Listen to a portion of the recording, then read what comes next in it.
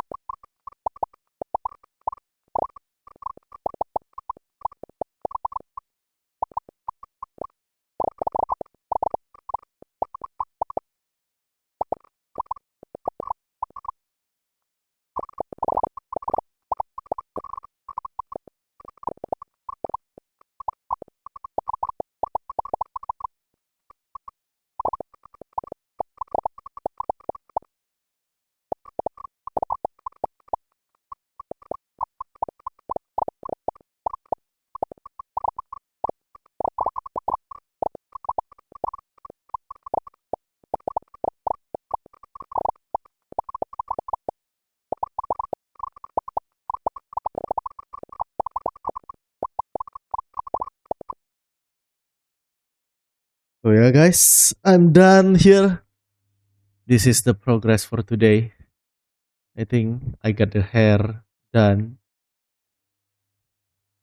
Oh, it's still a long way. There is still a long way to go. Like, there's still a long, long, long, long, long, long, long, long, long, long, long way to go. Damn, okay. But it's still fun because my journey won't be finished until this is finished too, right? So yeah, guys, I'll stop recording.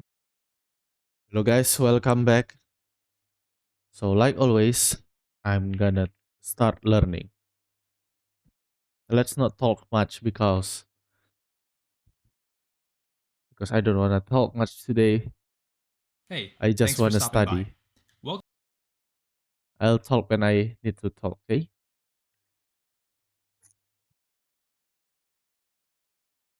hey, thanks for stopping by.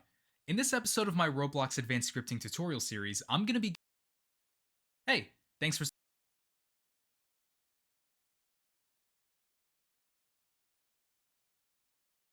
stopping by. In this episode of my Roblox Advanced Scripting tutorial series, I'm going to be going over Roblox's task scheduler and the functions that they provided to us to be able to use inside of our games. Not only that, but I will be showing how to use these functions and when to actually use these functions inside your game.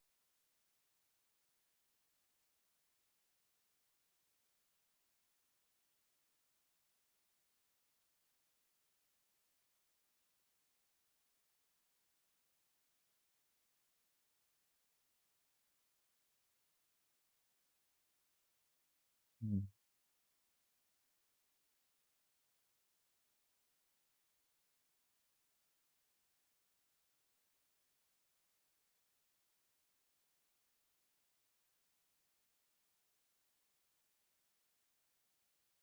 So with that being said, to understand what I'm talking about, let's jump straight into an example. All right, let's think about this for a minute. So over here, I basically made some parts that represents tasks, and alongside it, I have a bunch of other parts that represents the functions that we're going to be using that's provided to us with the task scheduler. So I want you to look at these tasks and imagine them being inside of a script. So we have the very first task that's going to be the first thing that executes whenever we write a script, and then we have this be the first thing that runs. So let's say inside of a script, we have task 1, and then we have task 2 that executes right after task 1 is over. These two tasks will run one after another once the first task is done and the second one is done. But what if we want to add more control the first thing that executes whenever we write a script, and then we have this be the first thing that runs. So let's say inside our script we have task one, and then we have task two that executes right after task one is over. These two tasks will run one after another once the first task is done and the second one is done. But what if we want to add more control to when these tasks actually do run? One of the ways to do it is use a wait statement here, in which we basically just like put this right in between task one and task two, where we call in the wait function and give it like a random number of seconds to wait, where we're literally telling the script to stop what it's doing before running task two or anything else that's after the wait statement. There's also other things like delay, and this will primarily be used if we want something to run inside of the script after a specific amount of time, and we can continue running stuff in the meantime. While this will primarily be used if we want something to run inside of the script after a specific amount of time, and we can continue running stuff in the meantime while we wait for the task to actually begin. So if I bring in task 3 down here,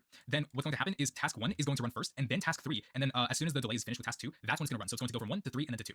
And let's say we want to actually cancel this delay, we would just take the cancel function and we would just kind of, there's also other things like if we want to run 2 tasks at the same time, we would use the spawn function and also defer. But that's a little more complicated to explain, so I'll just explain that roughly through scripting. But I kind of hope that this little analogy helped bring awareness to what we're going to be doing inside of our scripts. At least I hope so. But with that being said, let's actually start scripting this stuff. Now that we understand it a little bit, let's start scripting. So on the right side with the Explorer, let's click on the plus sign for server script service, and we're going to insert a script. Let's delete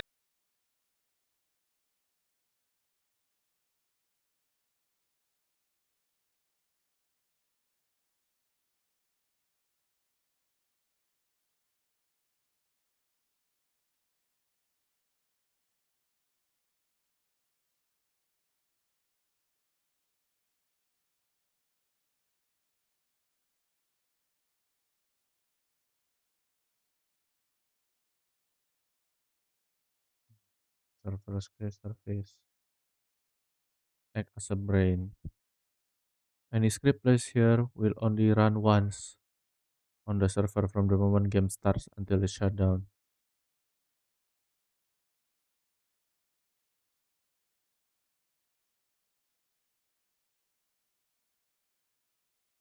Hmm. So here I never run on a client machine, okay? Let's see. Use for logic then needs to run continuously. And so time, day, weather, saving data, game rules, okay?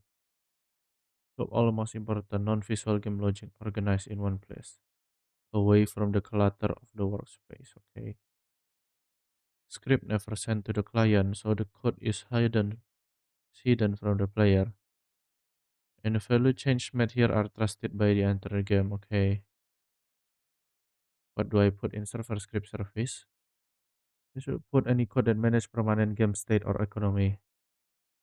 Leader stats, the code that creates an update player statistic like coin, cash, or rank. So I should put leader stats server script service. Data saving scripts that load and save player data when they join and leave the game. Okay, I need to learn that soon. And then game loop or manager script that handle round systems, spawning enemy or controlling environment. Okay. Remote event handler, the server side code that listen and process requests from client scripts, like your increment stats handler for tool. Hmm. Server side code that listen and process requests from client script. Oh, so it sent from client to the server side code and then it is processed. If a script need to handle money, health, security checks, or action that all players must agree on, it belongs in server script. If a script handles visual effects, camera, unique input for one player, it belongs in starter player script. Okay, this, and let's represent our tasks from the example. Click on the plus sign for server script service, and we're going to insert a script. so I should have like put everything inside the server script service for it to be running only one time forever. Let's delete this, and let's represent our tasks from the example that I showed you. So in the comments, we'll do a double dash, and we'll say task 1, and then we'll drop 2 lines, and then we'll make another comment by saying task 2. So let's make these 2 tasks actually do something. So for task 1, let's make a print statement by saying print, and then in parentheses, we're going to, let's say print before. And then for task 2, let's print after. And so now we have these 2 tasks that we want to execute. But in order to control the flow of when we actually want to execute these tasks, we'll be using some functions given to us by the task scheduler to make that happen. And the first thing I will introduce to you is task.wait. So let's just drop 2 lines here, and then in the center here in line 4, let's type in task.wait. And then inside these parentheses, this takes in a number value, which indicates how many seconds we want the script to basically freeze until we continue execution with whatever's going on down here. So let's put in 3 seconds of execution time, and let's see what happens with the script. So let's go back into the game, let's hit test, and we're actually not gonna hit play, we're just going to click the drop down and hit run because we don't need our character to be in the game for us to actually test this. So let's hit run and see what happens in the output. So before is immediately printed, and then after about 3 seconds, that's when after printed inside of the output, as you can see down here. So yeah, very self-explanatory. Task.wait, it basically just tells the script to stop what it's doing and wait for however many seconds we put into here before continuing execution with the rest of the script. So the next function I'll introduce is task.delay. And pretty much how this works is that we want to execute a task, but we don't want the script to actually stop what it's doing before executing what we needed to execute. This can be something that can happen in the background after we wait a certain amount of time and then execute it. To show you what I mean, inside of our task.wait, let's actually comment this out so that the script is not affected by it because we don't need to use it anymore. Let's drop a line here and let's put in comments task 3. So this is going to be the third task that we're going to run using our delay function. So let's drop another line, and what we'll say here is task.delay, and the way the syntax here works is that this actually takes in 2 arguments. So the first one is however many seconds we want this task to delay before actually executing. So we're going to put in a time of, let's say, 5 seconds, and then we'll put a comma here, and we have to call in a function that will be our next task that we're going to create. You can either create a new function with this argument, or you can pass in a function that you already created beforehand, but let's just create a new function. So let's say function, open parenthesis, close parenthesis, enter.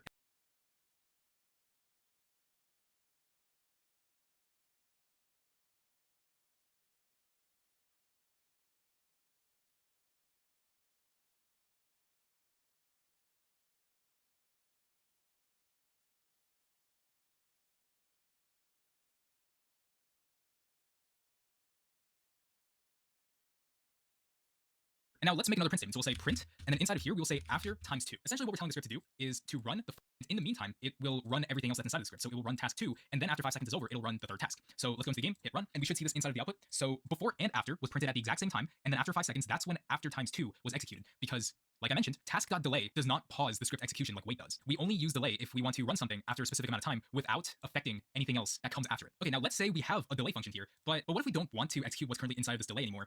In case like something happens, in case like something in the game or inside the script has changed its conditions, and we don't want this delay to affect the script anymore because we don't need it, then we will use a function called cancel. The first thing we're going to do before actually calling cancel is wrapping this entire delay inside of a variable. So before task.delay, let's create a new variable called local, and we will call this delay task equals. So now we've pretty much wrapped this entire task.delay block of code inside of our variable. Let's make a condition to where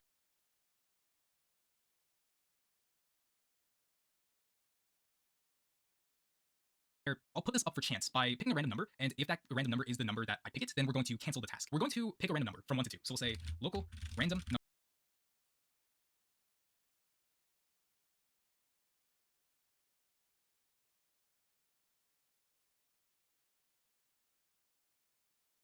equals math.random, and inside of here, our minimum value will be 1, and our maximum value will be 2. And let's run an if statement by saying if random number, we will see if random number equals 1. So there's a 50-50 chance of whether this is going to execute or not. Then inside of here, we'll say task.cancel, and we will throw in our delay task variable. And let's also write a print statement down here to let us know that the random number has been picked. The random number has been picked. So let's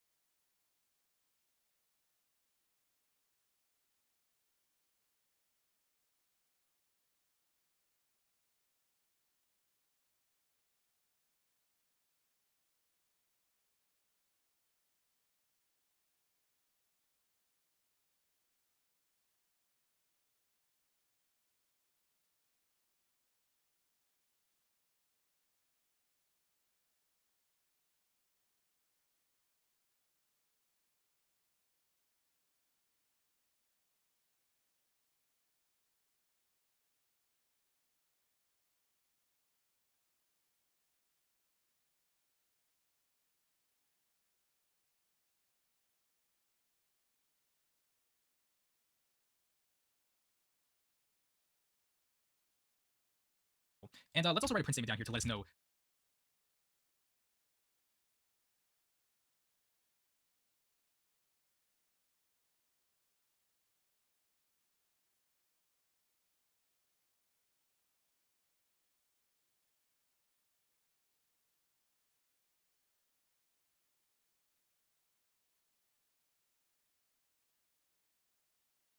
that the random number has been picked. The random number has been picked. So let's go and hit run. And so it's been about the odds are. So as you can see, it looks like I got lucky. So the random number has been picked, meaning that we canceled our delay task. So it's been about 5 seconds, and I don't see any after times 2 printed down here. That's because we effectively canceled the task that we no longer want to use anymore. And so if we try this again, then hopefully we should see the other results. So yeah, after times 2 has been printed because we still have a 50-50 chance of whether this task will actually run or not. This is a very specific example. When you're using this in an actual Roblox game, it's probably going to look a lot different, but the idea is still pretty much the same. The next function I'll show you is task.spawn. It's basically used if you want 2 tasks to execute at the exact same time of execution. I find the most use out of task.spawn when I'm working with loops. And I'll I'll show you why. So let's actually delete this middle section here, since we're not really gonna be using this anymore, and also delete this task.wait statement. We don't really need that anymore either. And I'll rename this to task 2 and task 3. So we'll create 2 for loops that will just print out random stuff. So let's start with the first loop by saying for I equals 1, comma 10 do. So we're basically going to run a task from 1 to 10. So it's going to, so whatever we put down here is going to execute 10 times. And inside of here, we'll write a print statement by saying print for loop 1.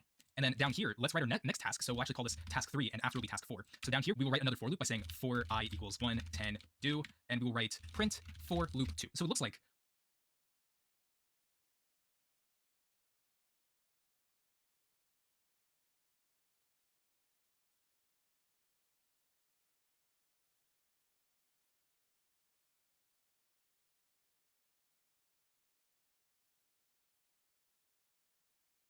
loop 1 executed first, like the entirety of loop 1 executed first, before going on to execute loop 2. I would say this is pretty useful if you just want to work with one loop and then immediately go to the next one after that, but what if we wanted to run these 2 for loops simultaneously, or just any loops in general? Task.spawn gives us the power to be able to do that. So instead of having one for loop, let's make this into a while loop instead. So let's delete our first for loop, and we're going to create a variable that will be our condition for our while loop. So we will say local is looping equals true. And then down here we will write while is looping do, and we will print while loop task.wait. You can actually not put a number inside of here. You can just say open parentheses and close parentheses and not put anything in there. Roblox will just put in a very, very small number for you if you didn't put in a number. And we'll do the same thing for down here inside of our third task. So we'll drop a line and we'll say task.wait here as well. And then after this for loop, let's set is looping to false. That way, once this for loop is done, then we're going to set the is looping variable to false. That way we know to actually stop this while loop at the same time. Now you might think, okay, well, where is task.spawn? I didn't write task.spawn yet because I want you to see what happens before I implement that. So let's go into the game and hit run and see what happens. So as we can see, while loop is constantly being printed every like millisecond or some really small number. It's continuously inside of an indefinite while loop because this loop is going to continuously run as long as is looping is equal to true. But we said down here that after we printed this loop 10 times, we're going to set is looping false. But the issue is this loop is always going to run as long as is looping is set to true. And because that's the case, we're never going to come down here to run task 3 and make is looping false. That's why we need to run these 2 loops simultaneously so that we can get the result that we want. So let's hit stop. And now let's finally wrap our while loop inside of a task.spawn function. So after our is looping, let's drop 2 lines and we'll say task.spawn. And inside of these parentheses, it takes in one argument, which is a function. Now again, we're just going to create this function directly by saying function and then open parentheses, close parentheses, hit enter. We'll just take our code that was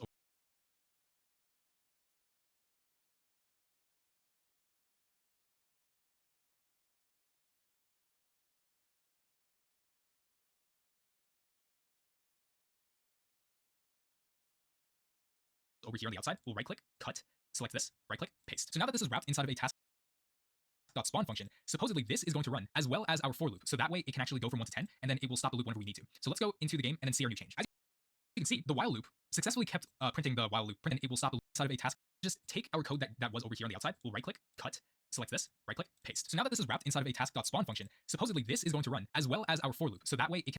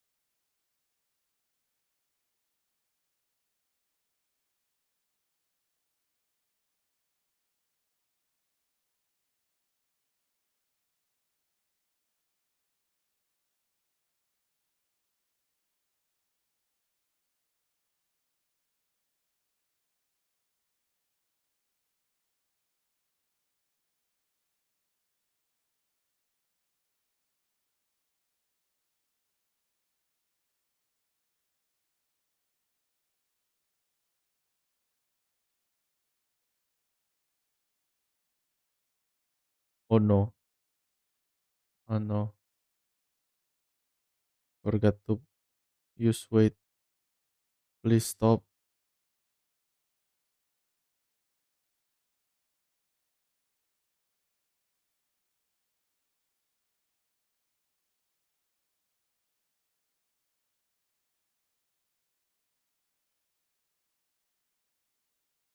Oh no, wrong again.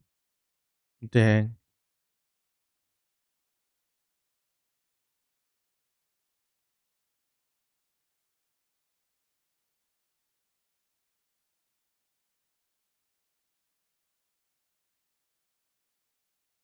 Help, stop.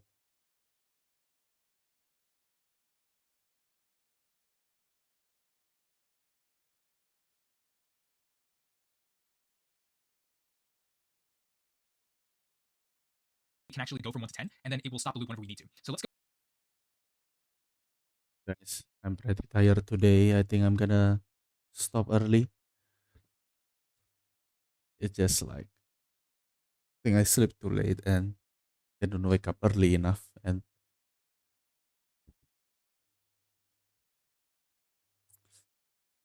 it's fine. I'm gonna keep learning for a bit.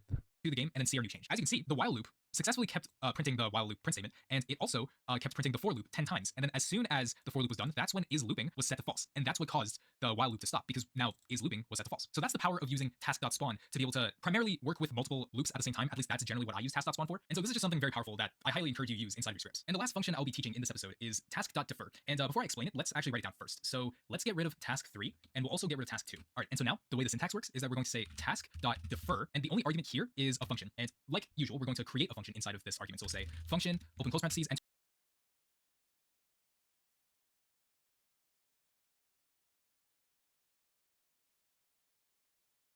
And now let's print inside of here, print defer. That's what we're going to say here.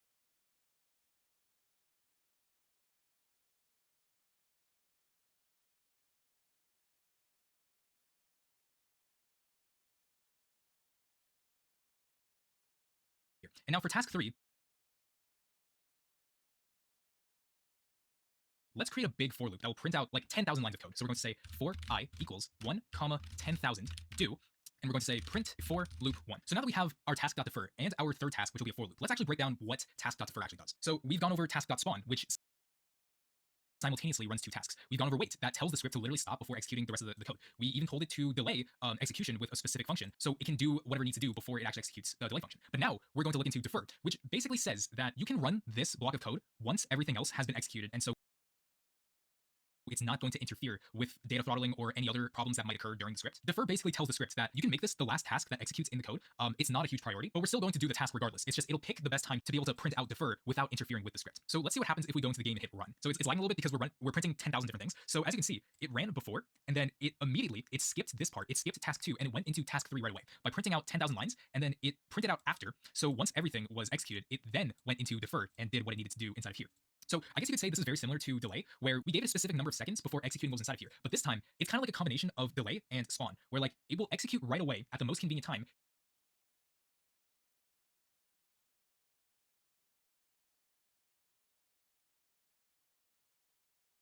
Usually after everything else has been executed, then it will print this. To summarize what we just learned, Roblox provided us a task scheduling library filled with functions that we can use to control when we execute tasks inside of our script. The first function being task.wait, which is probably the most commonly used one. The most commonly used function, which completely pauses the script before continuing any other task that comes after. The second one is task.delay, which delays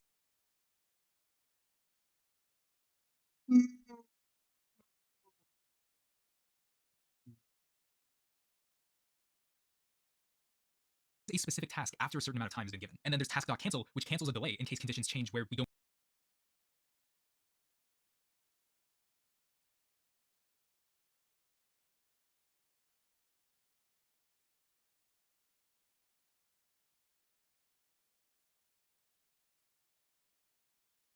need the delay anymore. The fourth function is task.spawn, and this is mostly used with loops to be able to simultaneously run multiple loops at the same time.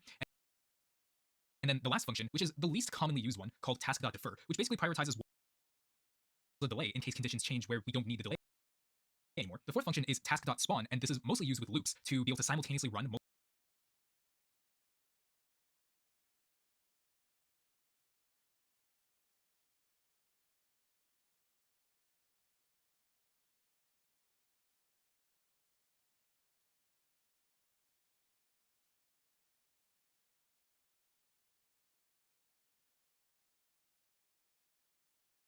multiple loops at the same time. And then the last function, which is the least commonly used one, called task.defer, which basically prioritizes what tasks matter more than others during execution. So an example of this would be getting a table of all the players inside the game and updating their player stats to be able to efficiently update them in the most optimal way. Now, there are other concepts to handle commonly used one called task.defer, which basically prioritizes what tasks matter more than others during execution. So an example of this would be getting a table of all the players inside the game and updating their player stats to be able to efficiently update them in the most optimal way. Now, there are other concepts to handle multi-threading like coroutines, but we're not going to go over that in this episode because coroutines are a little more complicated, but you do have more power in control flow and threading with your scripts. So in the future, I will make an episode on that. But this episode serves as an intro to threading by using Roblox's task library. And so that's where I'm going to leave it off here. Be sure to join my Discord. The link is in the description. But apart from that, I hope to see you in the next episode. Take care.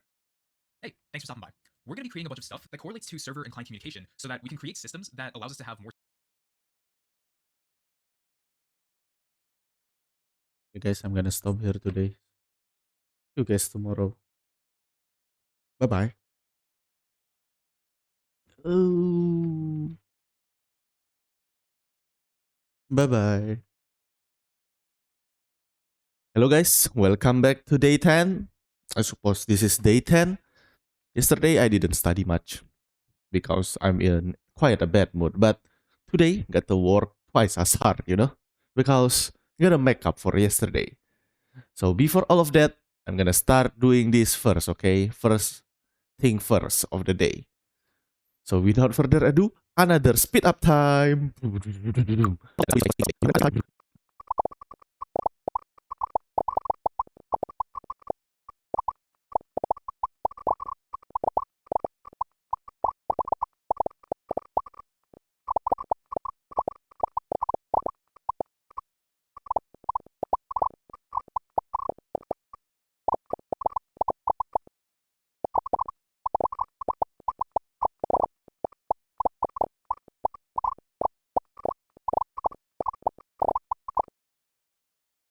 Oh yeah, that's it for today, guys. Almost got to the leg. So I'll stop recording like always and I'll continue to study. See you guys. So guys, I'm changing my clothes because the other cloth makes me kinda itchy. I don't know why. But yeah, let's start with this, right? What is this? There is there is an unrated experience. Will I just like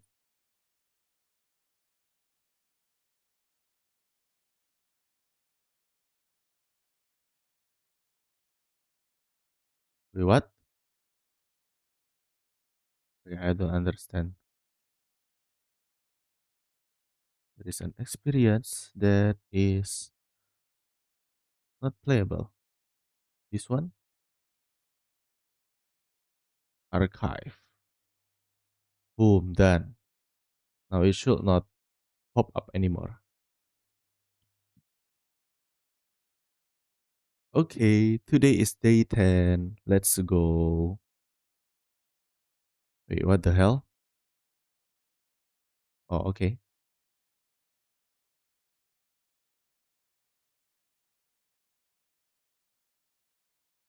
Thanks for stopping by. We're going to be creating a bunch of stuff that correlates to server and client communication so that we can create systems that allows us to have more.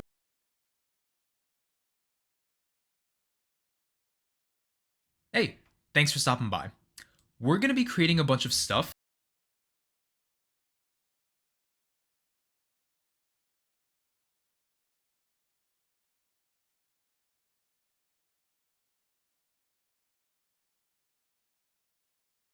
Events, okay.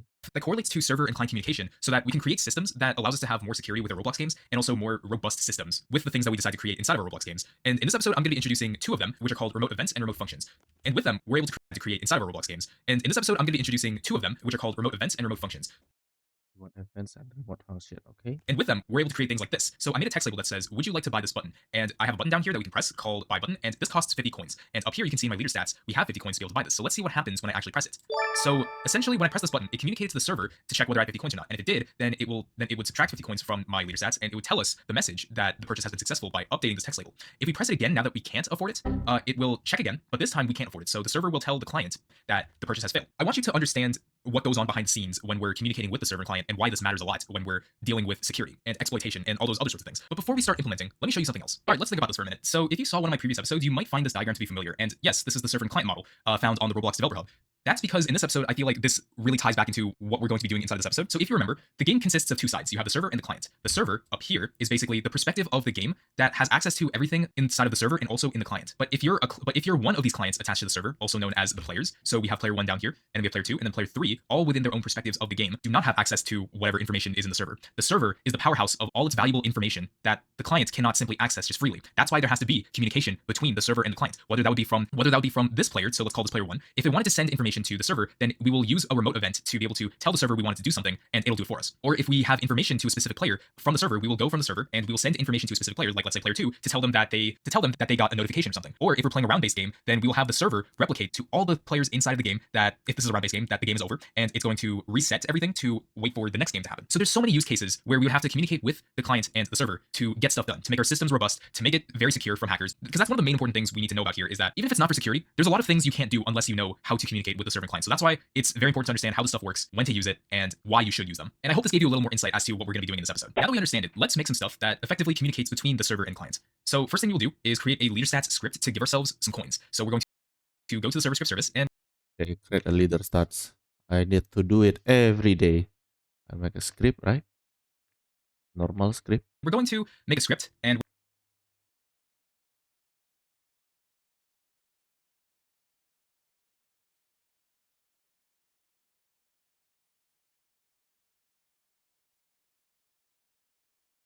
Give the players the player ID, connect function.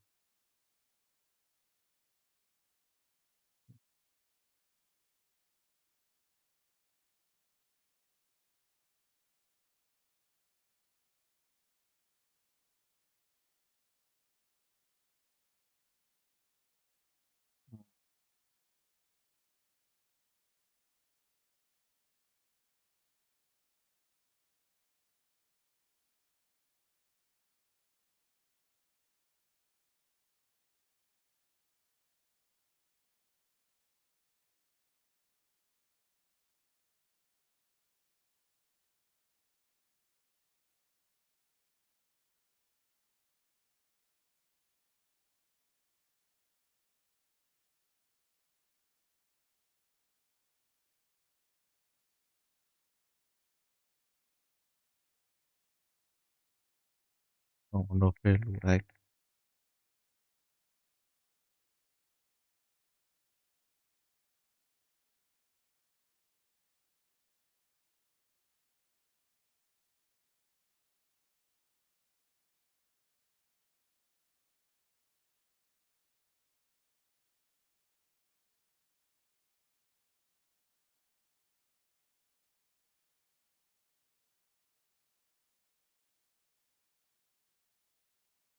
Okay, it works. we're going to rename this. I quickly created a player added event where we created a leader stats folder and we created a coins int value with a default value of 50 so that we have some coins to work with. Event. I'll just like quickly copy and paste code that I've already had from a previous episode. Yeah, so just to save us a bit of time, I quickly created a player added event where we created a leader stats folder and we created a coins int value with a default value of 50 so that we have some coins to work with. But we're going to basically what we're going to do first is create a remote event and how we can communicate. Oh, I can just set the parent right there, right?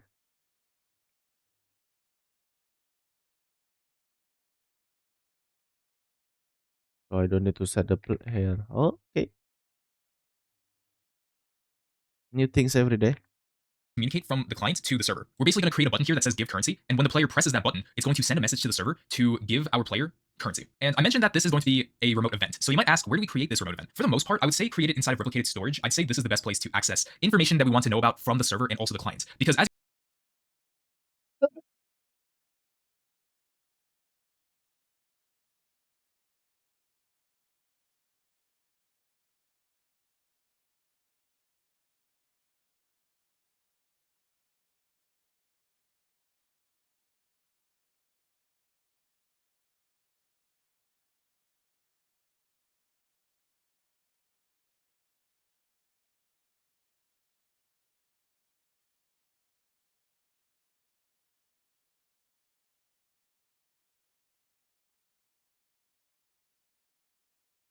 as you know, there are specific folders inside of the game that can only be accessed by either the server or the clients. For instance, server script service and server storage. These can only be accessed on the server.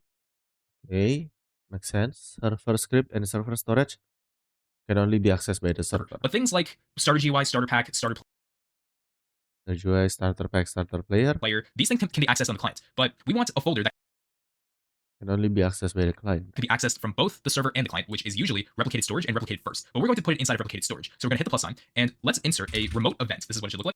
What the hell is replicated first? Replicated. And let's rename this remote event to give currency. So this is what we're going to a remote event. This is what it should look like.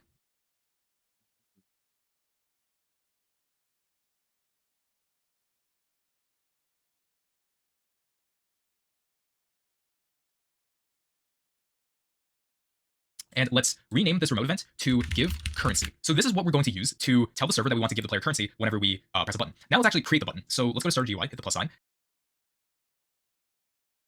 We're going to create a screen GUI. We're going to then hit the plus C whenever we press a button. Now let's actually create the button. So let's go to Start GUI, hit the plus sign. We're going to Oh, starting to make a GUI. Okay, create a screen GUI. We're going to then hit the plus sign screen GUI. here and create a text button. Okay, this is new. This is new. So here's our text button. Let's just drag this alongside here.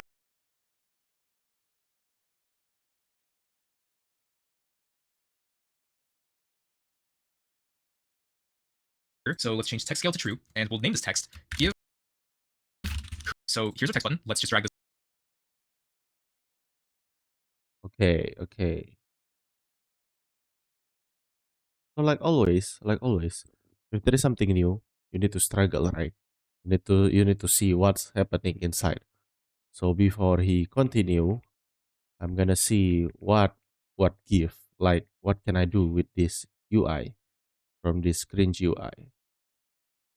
Clip device to save area. Okay, I don't know what that is. Data, display order, enable. Okay, reset on spawn, auto localize. Okay, I don't know what that is, but this though, okay, well, okay, anchor point, background color, makes sense. Okay, background transparency. Okay, cool. I can make it transparent and I can make it like it's purchasable. Border color. Oh, this is the border, right? Wait, I see no border. Oh, because I need border mode outline. Oh, I need the border size. I see. Let's make it like one or two. Let's make it two. Okay. What the hell is middle outline? Middle inset. Oh, inset is like it's from the. Oh, I know what it is. Middle is like um. So it take half of the size inside the um inside the box, like 200 times 50 it takes one and one outside, but if it's outline then it's outside of the box, and if it's inside then it's inside of the box. Okay, understand. And then interactable, yes, I think you can like touch it or not. Oh, you can see like which part is the middle, and this is the middle. Okay, makes sense. And then layout order. I don't know what. Oh, probably layout order is like this is the order in the if we have two button, right? Probably like if we have two button, then this layout order will be like what's behind and what's in front. Modal. I don't know what that is. Name. Name is sure. Parent is screen GUI. Okay, that that just simply makes sense. Position makes sense. Size makes sense. Can I like make it bigger here without the oh yeah I can. Okay. Can make it bigger like this. Make it in the middle. Then style. Ooh, okay, okay. Style is cool. Style is cool. This is for styling, right? Roblox button. Why is the screen black?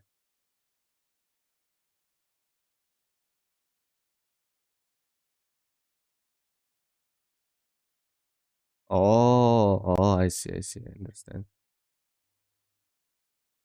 So custom is I customize this. visible. Okay, makes sense. Makes so much sense. Z index. I don't know what that is, but is that like the what I told layout order, like what's behind and what's in front? If your haptic selection selected, oh, there is so much text. It's simple. Stroke color, text size. I can make it bigger, right? We chill. Yeah, I think that's it. I think there is like nothing really important here yet. Let's see what he do. this alongside here. So let's change text scale to true, and we'll name this Scale to true. Where is text scale? Oh, this. Oh, it is scale to the. I see. Okay. text give currency. And now let's create Do this again. Let's see. a local script inside of the screen GUI. So we'll make a local script. Let's Why a local first make, script? we'll name this text give currency. And now let's create a local script inside of the Oh, it's because it's starter GUI. Okay. screen GUI. So we'll make a local script. Let's first make reference to the screen GUI, which is going to be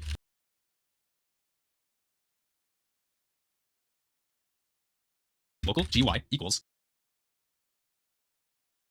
GUI equals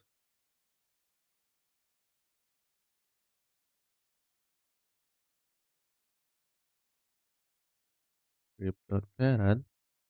Wait for child. Screen GUI. script.parent. And then we'll first make reference to the text button. But let's actually rename this text button to give currency.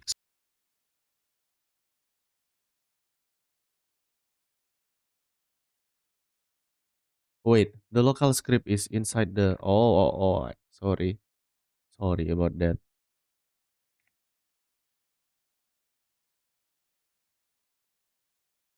So local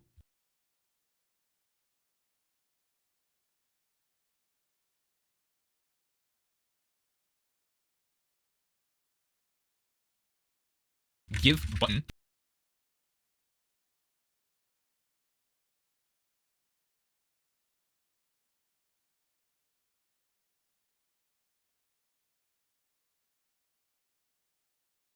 equals GUI.give currency. And finally, we'll make reference to our give currency remote event, which is located inside of replicated storage. So down here, we're going to say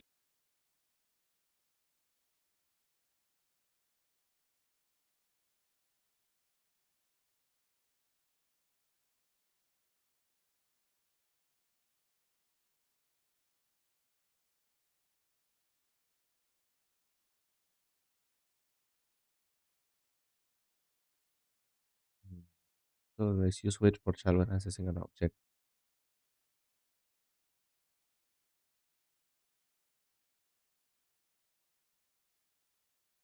Oh, if it exists, I already make it, and it's fine to like just simply do that. Oh, because it already exists here before the game even start. Okay. local give currency equals game.rep, Wait, which is what? located inside of replicated storage. So GUI dot say local give currency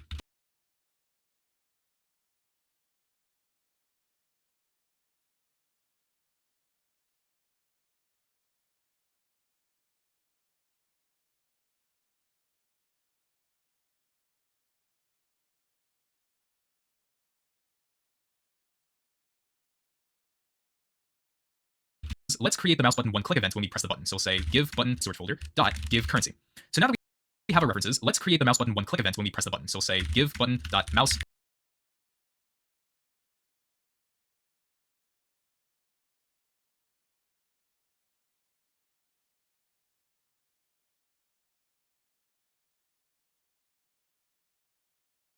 button one click connect function, and then drop a line down here. We want to fire the event so that when we go back to the server, we can catch that event when it's being activated. And the way we activate this event is by saying give currency, which is our remote event, fire server. So and activate this event is by saying give currency, which is our remote event, fire server. So when we press the button, we're going to fire this remote event to the server. And Okay, give currency.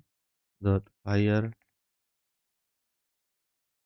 fires on the server event on the server from one connected client. Okay. We're going to have the server take this function call, which I will show you in a little bit. There are multiple arguments we can put in here, but just for right now, we're going to leave this empty. So now let's catch this inside of the server. We're going to copy this reference right here. So we're going to highlight this and copy, and we're going to go to our leader stats script. So down here, let's drop 2 lines, and let's just Control V to paste our copy code, highlight this and copy, and we're going to go to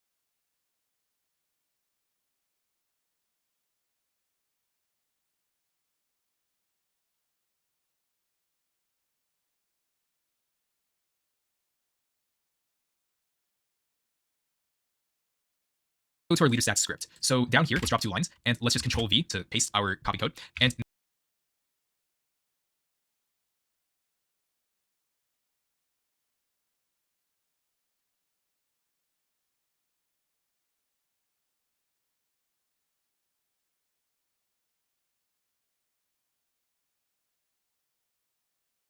now what we'll do is we will catch this fired event. We'll say give currency, and it's going to be dot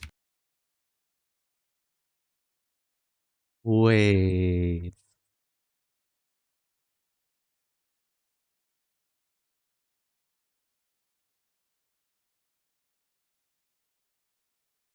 on server event.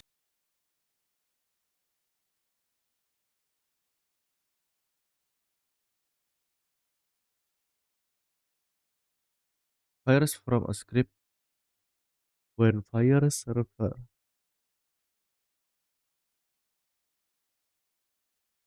It's called the same remote event instance from a local script. What the freak does that even mean? Like it catch because this is on the starter GUI, right? And I have a local script that is only located at the client side.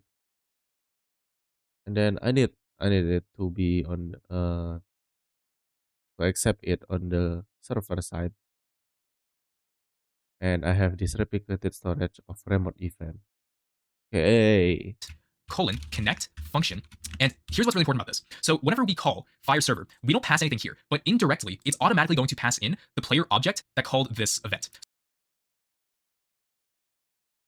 So it's going to be our player in the game that called this event when we press the button. So we're going to pass in the player argument, and this is required. You have to have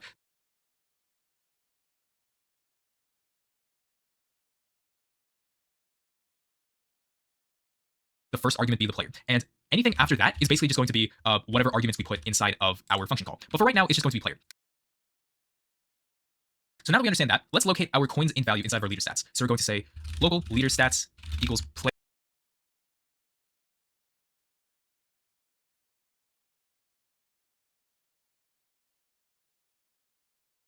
dot leader stats, and then we will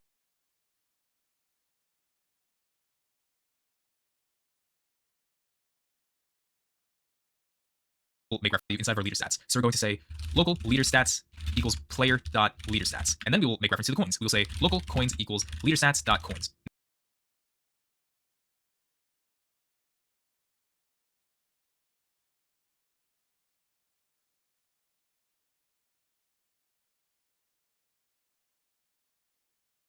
Now let's add coins to the in value. So we'll say coins dot value plus equals, let's just say 50. All right, so essentially what we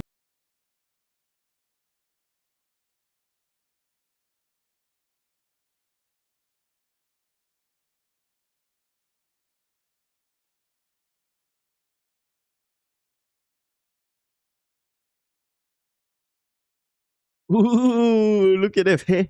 Look at that, man. I'm at incremental game already. Okay.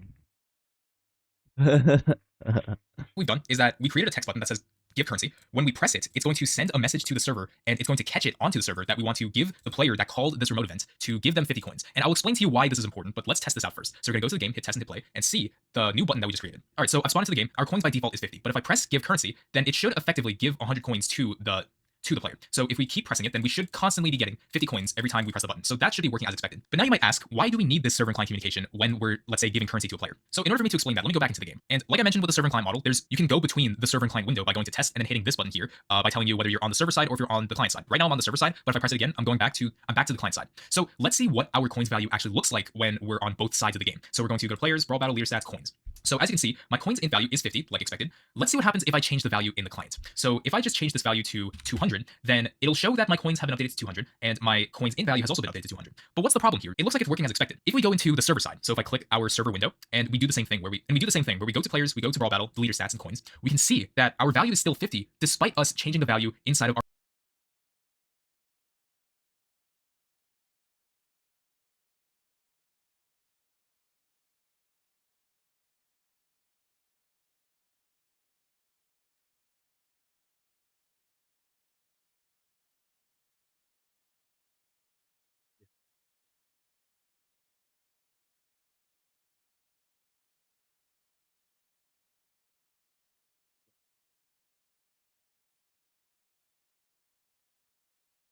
our local client. This is why I must reiterate that communication between the server and client is very important because what you see inside of the client is not going to be replicated to the server for all the other players. It's not going to be the same thing. So if I had a shop system, this actually is not 200 coins, but in reality, the game says that my player has 50 coins instead of 200. That's why when we're updating, or in this case, giving currency, we need to tell the server to give us 50 coins, not the client. That's why we have to do this whole server and client model with creating a remote event, firing the server, and then making the server catch this event to then update our coins value. Because we could have just simply done this inside of our local scripts, but this wouldn't have actually given the player the coins that we want to give the player. This would have made us think in the client that we gave ourselves coins, but in reality, the game says we did not do anything. Because this is very easily exploitable for any hacker or exploiter inside of a Roblox game to give themselves a huge, ridiculous amount of coins inside the game so that they can buy everything inside the game. That's why we rely on the server to do all this for us, not the client. So I hope this gave you a better explanation and a better understanding of why we do these things. All right, so I mentioned Okay, okay. I need a better understanding. I think I already understand the gist of it. Just need to ask Gemini.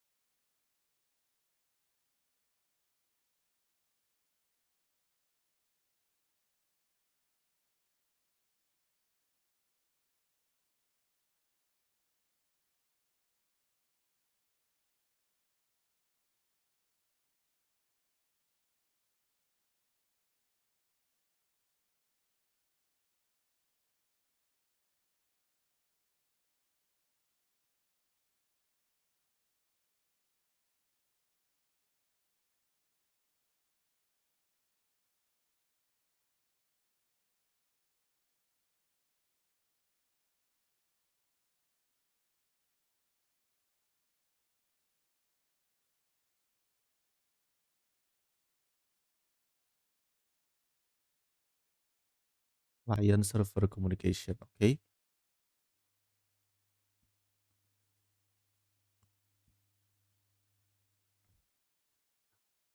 The server script, the brain. This script runs one on the server and never stops.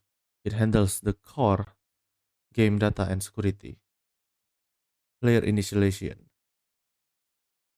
This code runs only when a player joins the game. It creates the data structure the server uses to track player currency. Yes, this is like security guard waiting entrance. When a player walks in, it triggers the function.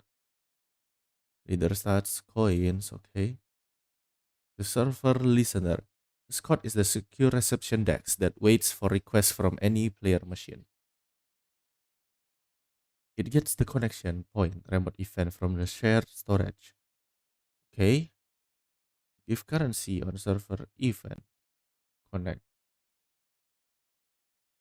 This is critical part. Give currency on server event.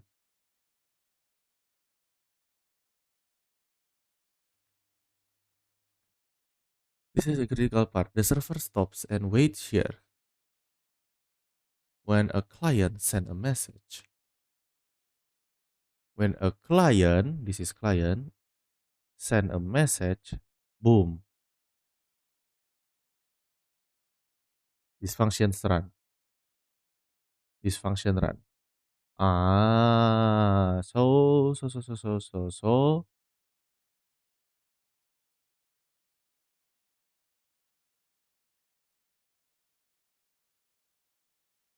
the server automatically includes the player object that send the message. Oh, okay. Just tell the server who needs the coin. This is us. That click it. Local coins equals player.leader_stats.coins.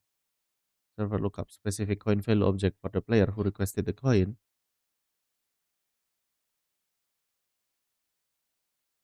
Right. Right. The server securely adds 50 to the value. Since the server changed the value, all other players and the player who click the button see the updated coin count immediately.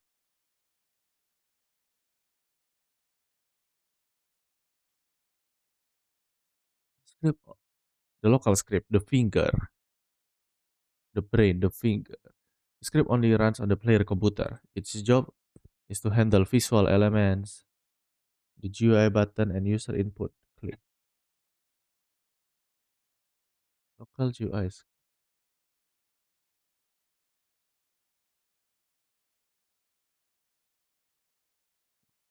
Yeah, that's true. Local gift currency equals. Okay, it access the same connection point. Oh, this is. Oh, this. So remote event is simply connection. Okay, wait. Oh, so it is simply a connection. I see. This is the entire job of the client script. When the button is clicked, this line sends a message of fire the event from the client machine across to the network server. Oh, the remote event is a telephone line. The gift currency remote event in replicated storage is the communication bridge between the two scripts.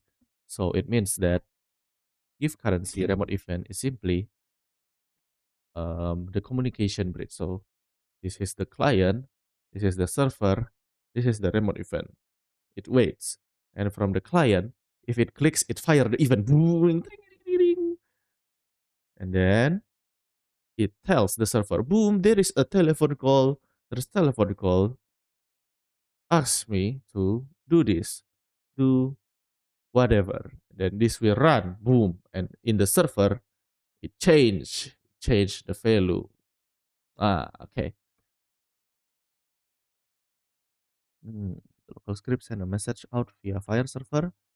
That's true. Remote event receive the message. That's true. The server script immediately runs the function connected to on server event. On server event. Okay. The server change the coin. That's true. And Roblox replicates the new coin back to all players, updating the leaderboard. Cool. So I need to write something, okay? So there is this fire event. So to make connection between client and server, first what we do is make remote event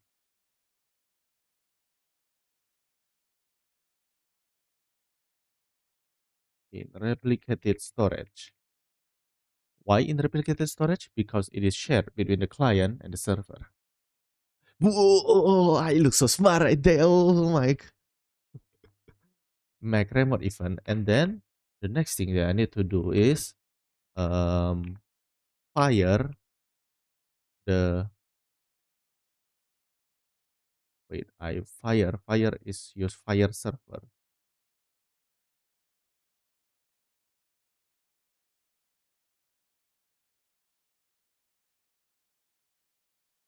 Fire server in the client. Use fire server in the client. And then I use and then I use on server event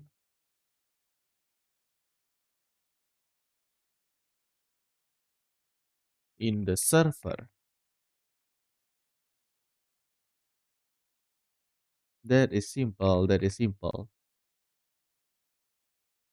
Starter GUI, screen GUI. Okay. And that's it. That's it. That's literally it. Extra arguments or parameters being a thing for our remote events, and that's what I'm going to show you really quickly here. So when we have a remote event, it doesn't matter how many arguments we throw into here because we can have as many as we want. This is usually to pass in information to the server using this remote event if we wanted to do anything specific. It gives us more power to be able to say exactly what we want to do with arguments that we pass into this event call. So in this case, we have give currency, which gives us 50, which gives us a fixed amount of coins every single time we press the button. But what if we wanted to specify it on the client? We would do that by creating parameters and passing in arguments to our function calls. So we're going to create another parameter here after player by putting in a comma, and this is going to be the coins amount. And we're going to take this coins amount, and we're going to replace it with our fixed 50 currency that's over here. So now what we're going to do is we're going to go to our we're going to go to our local script, and inside of this Fire server, remember that player is implicitly passed into our function call. So we actually don't need to pass in player, but rather we're going to pass in our coins amount. So in this case, it's going to be 50. So what's going to happen here is that when we call Fire server, we're going to pass in our coins amount, and over here, it's going to implicitly pass in the player argument and then our coins amount. So it's very important to understand that we're not passing in player first. This is actually our second argument, which is our coins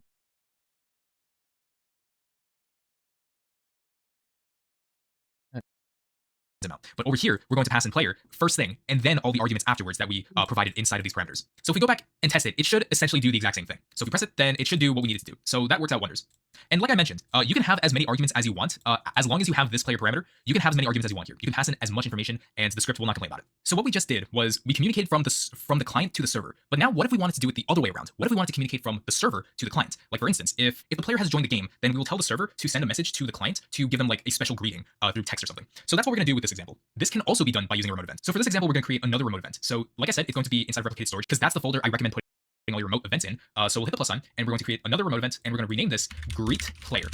And let's go back to our leader stat script. So in our leader stat script, let's make room for our reference to the greet player remote event. So we'll say local greet player script. Let's make room for our reference to the greet player remote event. So we'll say local greet player equals game dot replicated storage dot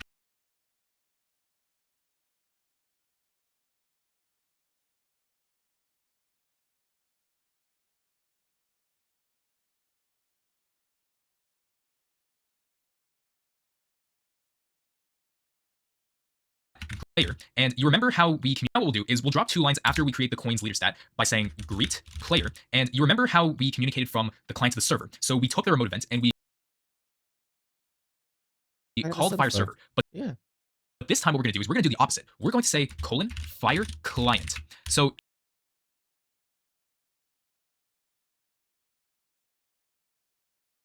To make the connection between server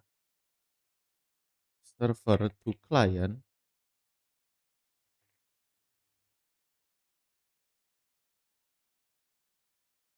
Fire client.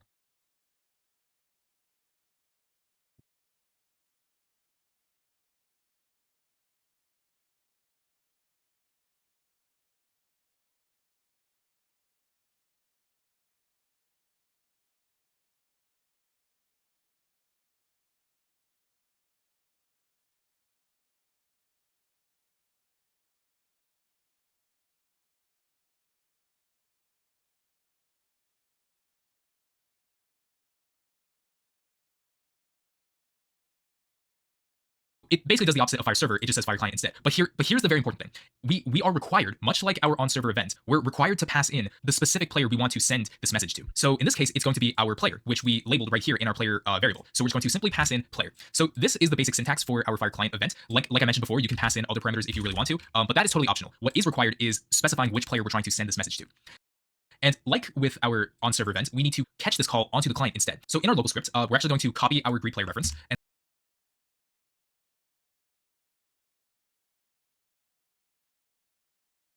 then we're going to paste it down here. And then what we'll do is instead of on server event, we're going to say on client event, and it's going to look like this. We're going to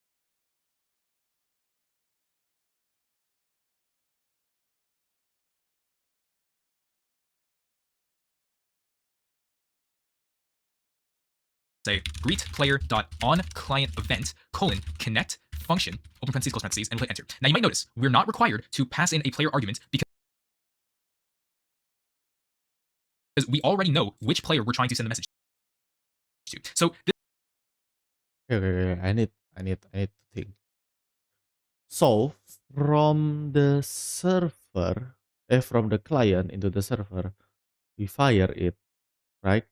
And then it automatically, like fire server, automatically know that there is a player. So when we accept it on the server, we need to specify the player because the player is sent, right?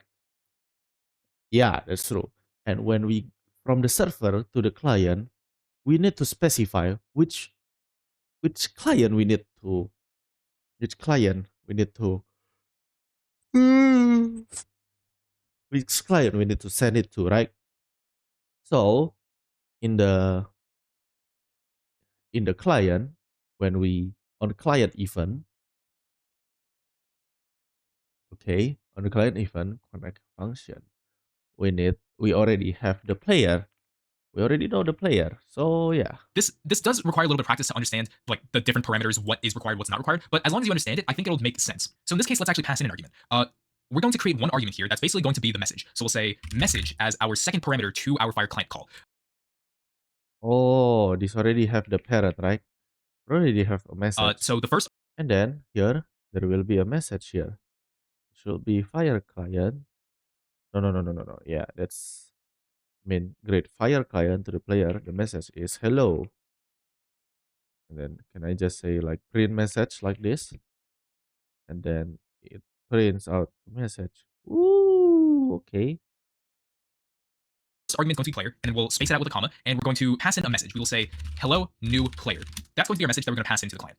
And so it's going to be passed into here. So now what we'll do is we're going to create a text label that we will use to greet the player. So let's click the plus sign and let's add in a text label. And we're going to call this label greeting.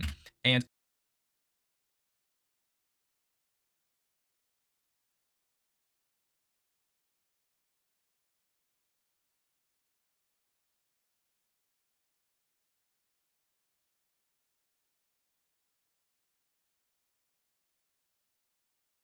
Well,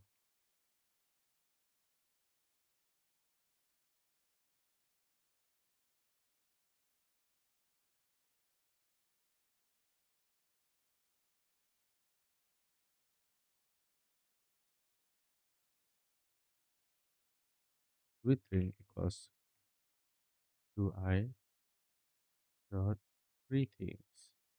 let's move this over here. Let's scale this up a little bit and center it.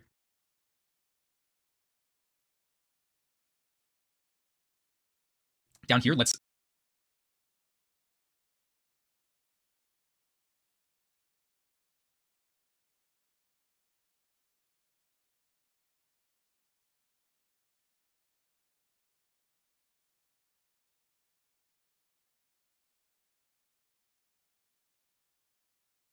The text. uh, let's auto scale the text with text scale.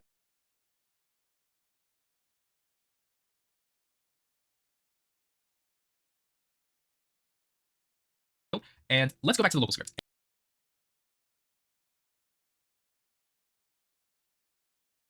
Label. Label. Label.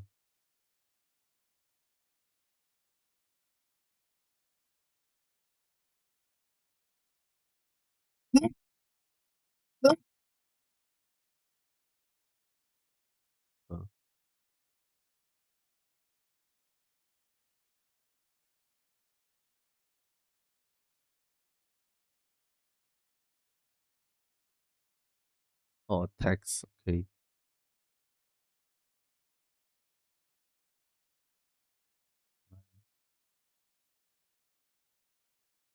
Greeting.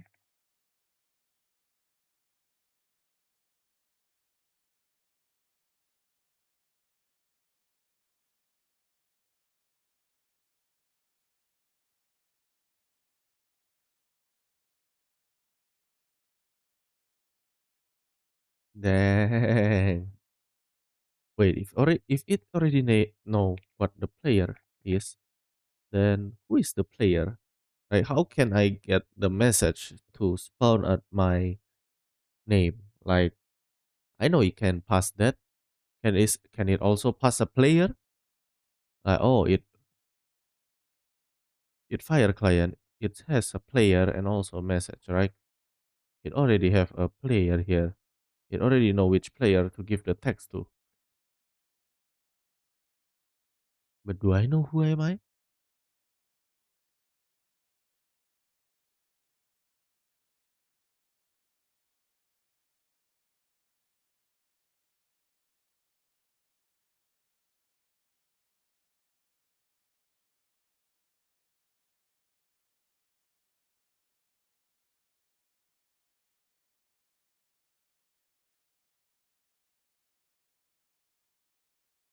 Players dot local player.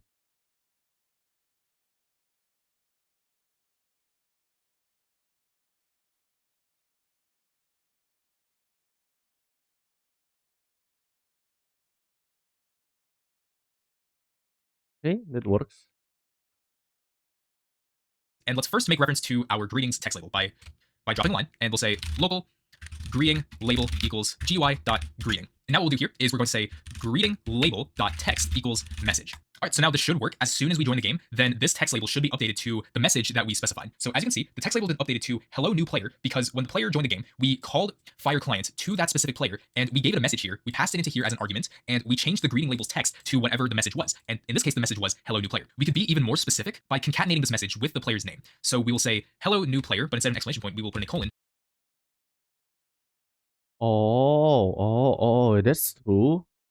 That's true. I have the player here.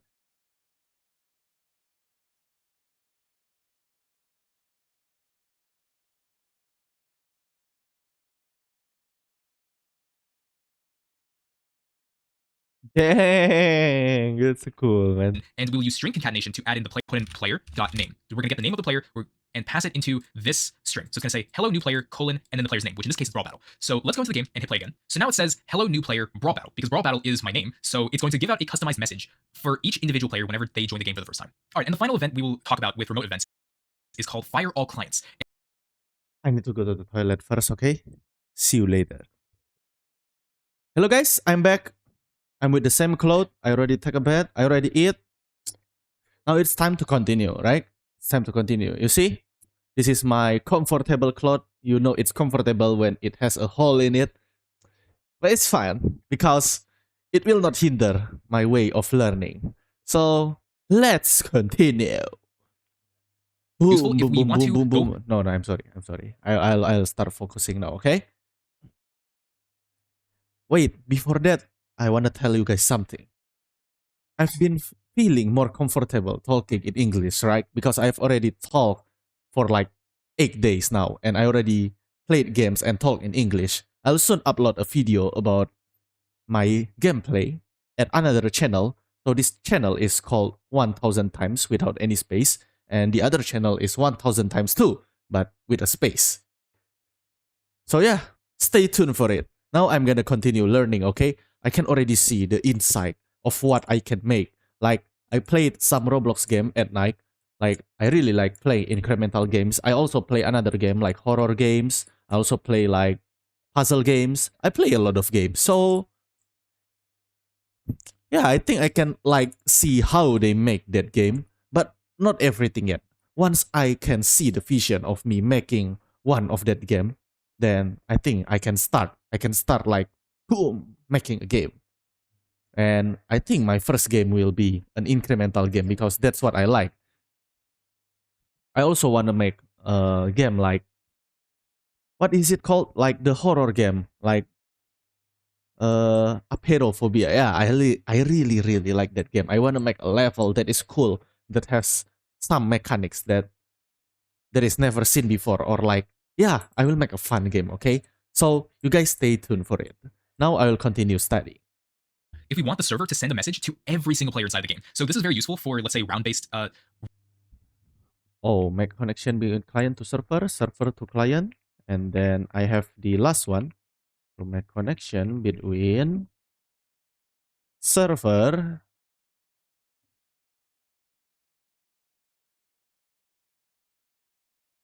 to all client, right?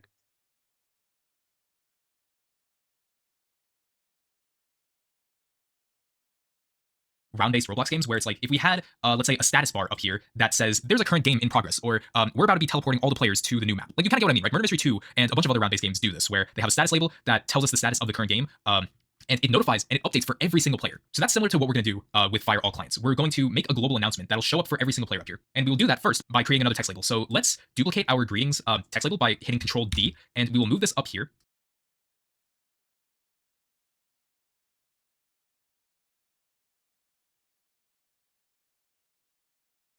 all the way to the top, and let's rename this to announcement.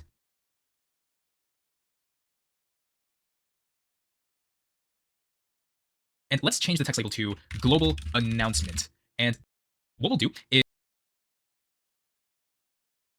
hey, thanks for stopping by. We're No, gonna be no, no, no, no. hey, thanks for stopping by. We're gonna be creating a bunch of stuff that correlates to server and client no clients. And this is every single player. So that's similar to what we're gonna do. Announcement equal to, and let's make reference to our give announcements remote event. So we'll say local give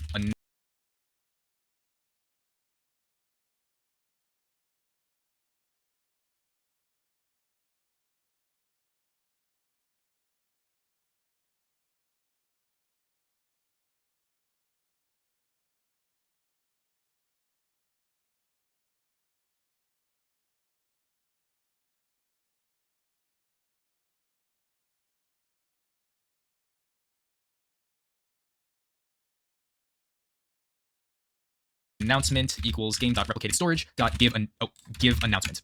We're Wait. I didn't make the. Oh, wrong. going to wait for a remote event. Let's rename this to announcements. That's what we're gonna call it. Or no, actually, let's make it more specific. Let's say give announcement. Be more specific, okay?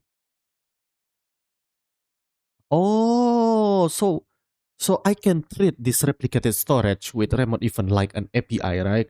So I can make it so it is really clear what this does. So with just the naming, I can already see how clean the code can be. So I will this give announcement, right? Oh, I see.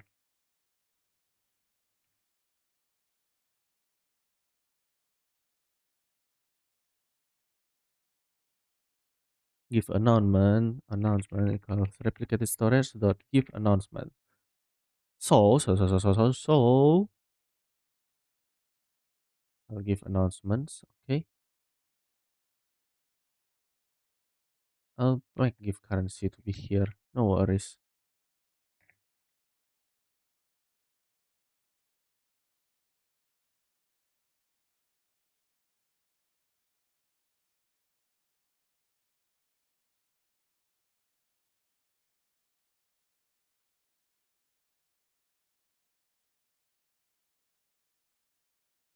Give announcement will be sent to all the players that are inside of the game. So we're going to put in a task.wait function here with about 20 seconds. And then what we'll do is we're going to fire the give announcement remote event to every single client. And it's structured like this. We'll say give announcement, fire all clients. And Ooh.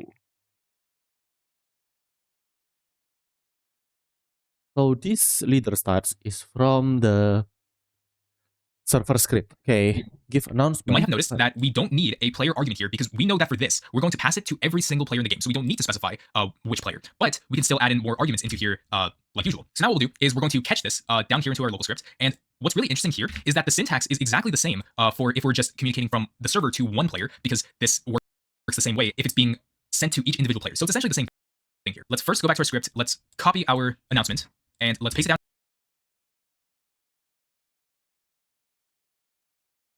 here. And then we'll say give announcement. Okay. Give announcement. So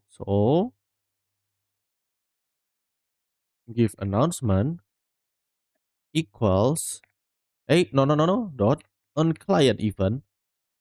Why?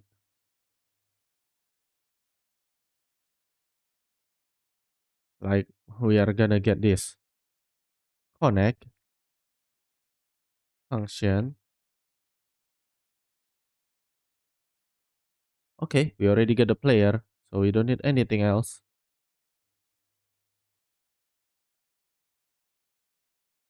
Dot on client event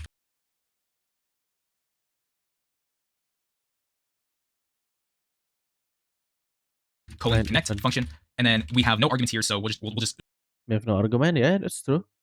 drop to the next line. And then what we'll do is we're going to make our announcements text label visible so that all the players can see this. So what we'll do is we're going to say GUI dot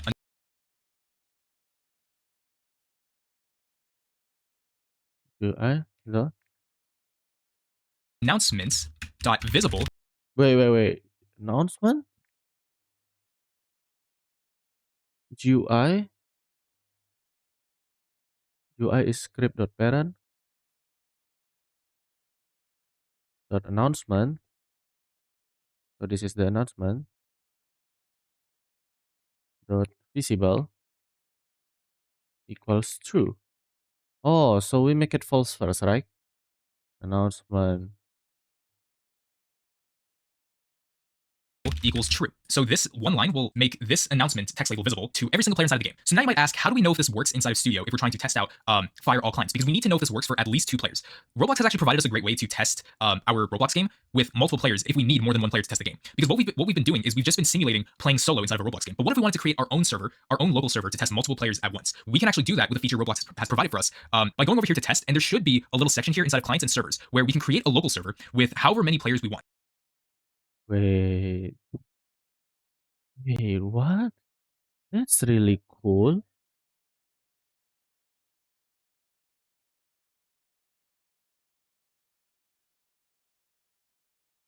How?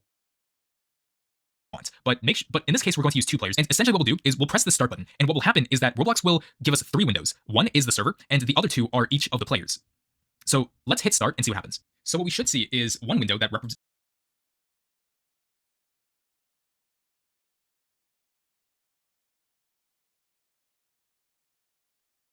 the server, and there's 2 more windows that are showing up. So one of them is player 1, and the other one is player 2, because we made a local server to playtest as 2 players. More. So let's hit start and see what happens. So what we should one Wait, is how, the case we're going to use 2 how players. 2 player? How to make 2 player? Player emulator?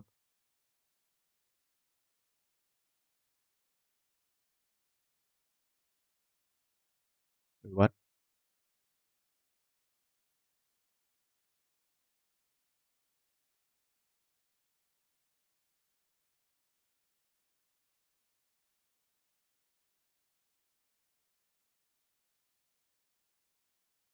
Hmm.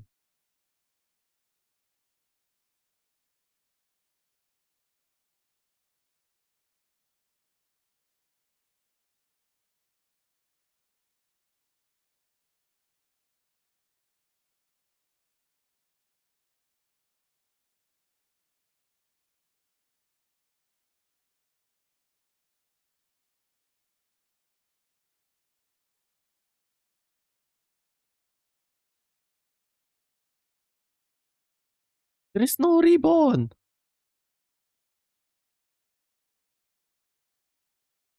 There is no test ribbon.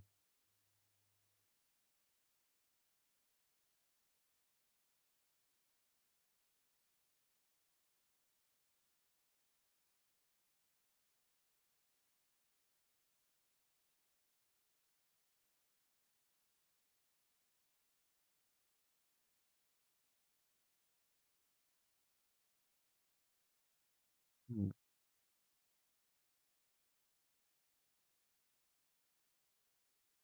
Where? Where?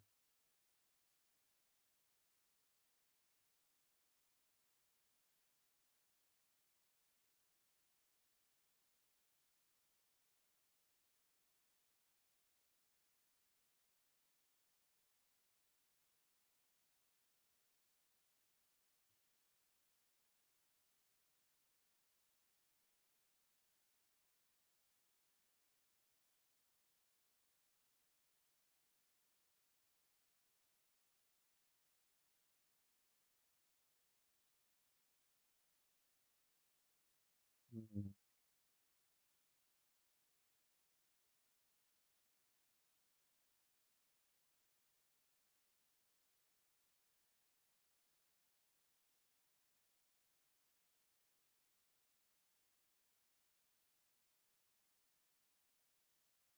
Hmm.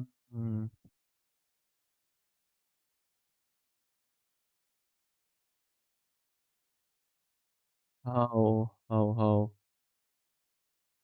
to get AI thingy?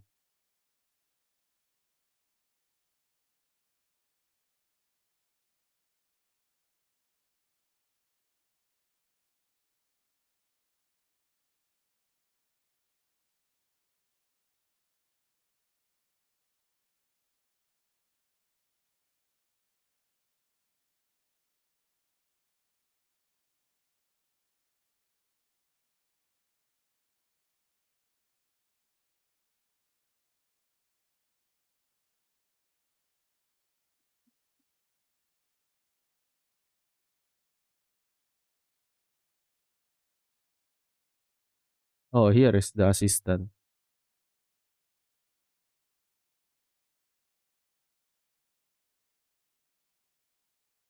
How to simulate two player.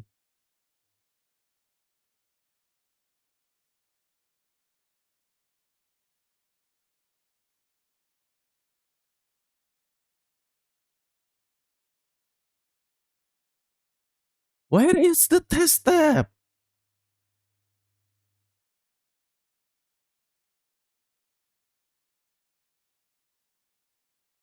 There isn't even a test tab. What the?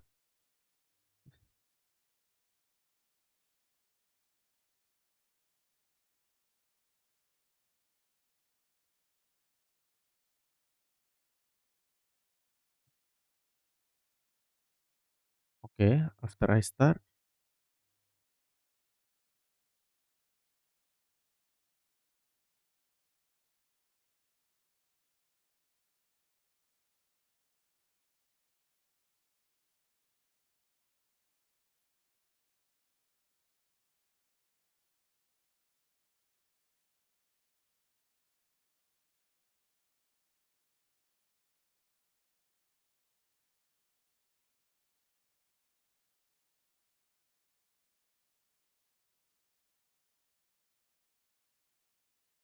Ah,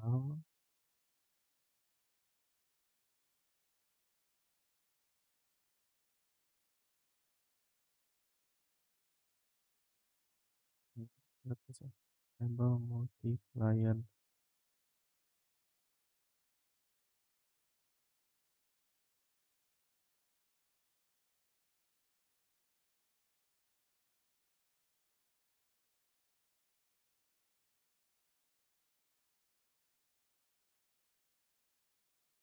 How?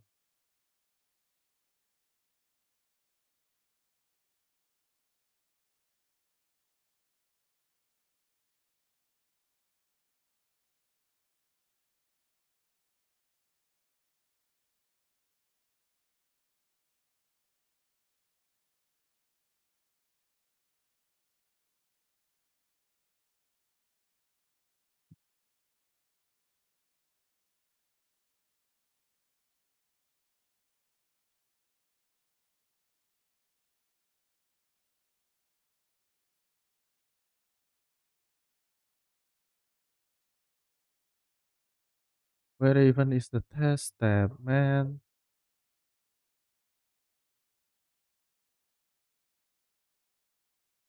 Dang. Documentation.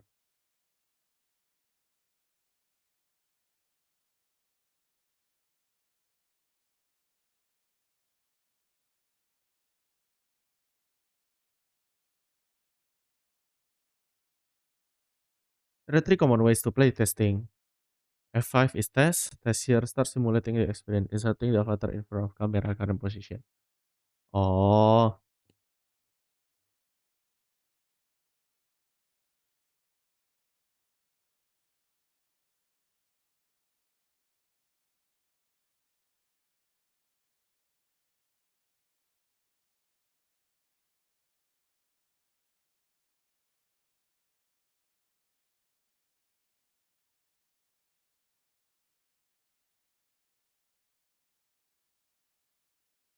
server output, client output. Okay, I already know that.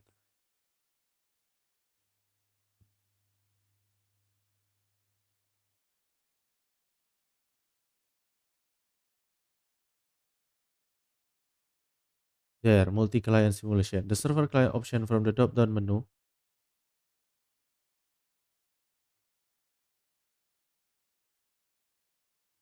Within server client option selected in the drop-down menu, choose number client session. Usually want to, although you can simulate up to 8. Play the press the play button or F7 to begin client server simulation.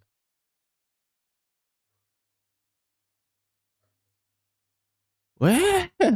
I didn't see.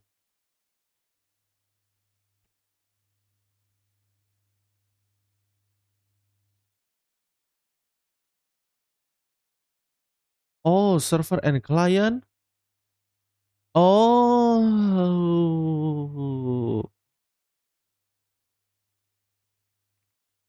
Mhm. Thank you, documentation. Thank you.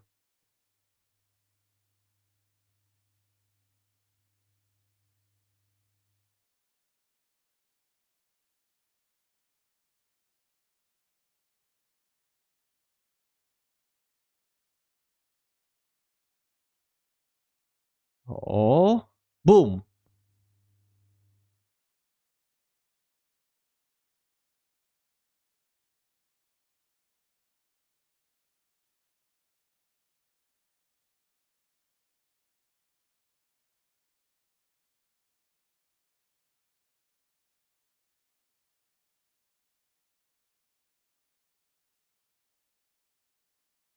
Hello, player one. Hello, player two.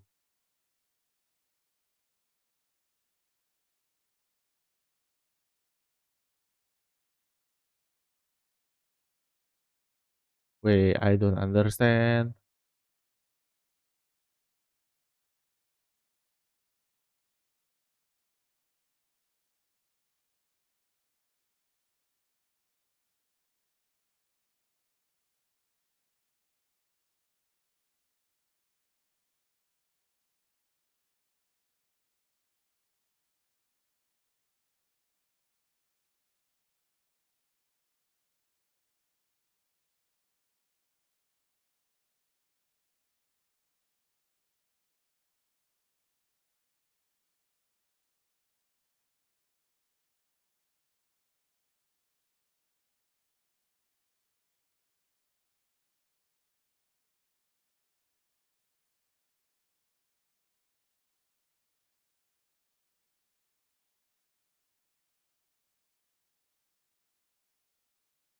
Oh, that's why you do 20 seconds, so you can actually see if it fires to all client after 20 seconds, right?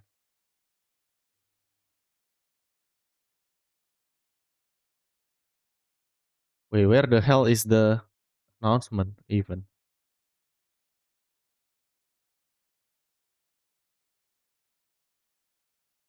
Wait, no, stop, stop.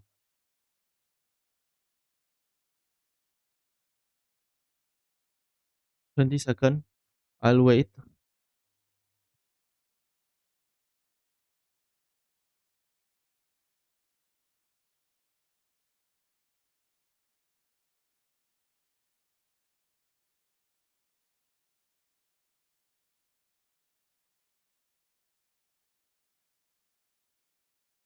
Okay, that's 20 second.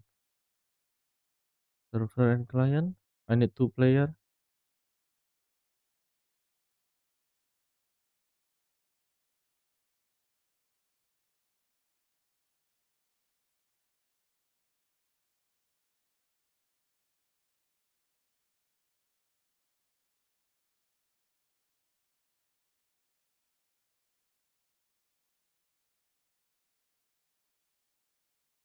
Ooh, okay, okay, that's cool. That's cool. Sure, sure.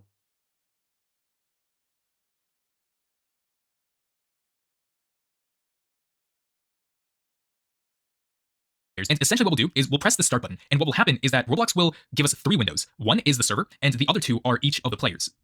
So let's hit start and see what happens. So what we should see is one window that represents the server, and there's two more windows that are showing up. So one of them is player one, and the other one is player two, because we made a local server to playtest as two players. So now that we're in the game, we can see that we have player two over here, and we have player one over here. So this is how we're able to playtest a game with multiple players, by creating our own server to be able to do that. And as you saw, I don't know if you actually did see it, but around the 20-second mark, the global announcement was sent to all the players, so both of our players at the exact same time. I don't know if you did catch that. You can like rewind it for like about 10 seconds, but it is what happened. The server, after about 20 seconds, has sent the global announcement message to every single player that was inside of the game to tell them to make this text label visible, and we were able to successfully do it at the exact same time. So that's just another very useful function to use whenever you want to send a message to all the players inside of the game. And so if you want to stop this playtest session with all of these different windows, you can just go to test and then hit cleanup to get rid of all of the windows that are on screen. And sometimes it doesn't get rid of all of them, so you just have to manually X out of them, which I don't think should be a problem. Now you might ask, can't we just get a table full of all the players and just manually use Fire Client for every single player? Yes, you can do it that way, but why would you want to put up with the struggles of having to do all that when you can just do it all in one line? I think Roblox has realized that this is a very common use case, which is why they made this into a separate event rather than having you constantly fetch a table full of all the players inside the game and then just manually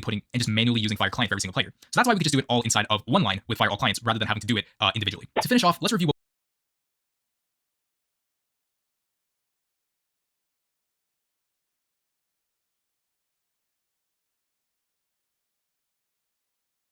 we just learned with remote events. So, and again, this can be found inside of the Roblox Dev Hub, so I'll leave a link to that in the description if you want to take a closer deep dive into it. There's three ways of communicating from the server and client with remote events. The first one is from the client to the server, and basically how it works is that we have a local script that uses the Fire server function, and you can pass in whatever arguments you want inside of this. And then the server will catch this call by using the remote event on server event, and the first argument has to be the player that calls this function, no matter what. It implicitly calls it. And then afterwards, it's whatever arguments you put inside of this Fire server.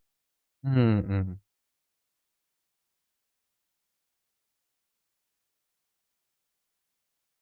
Okay. Fire server is from client. We fire the server. Hey server, duar server. Now server, you accept me as a player. And you also accept this argument. So fire server will accept a player, but fire client. Wait, server, I'll fire the client. Boom. Send you the message. Fire all client. Boom. Send all the message. Okay. Server function call.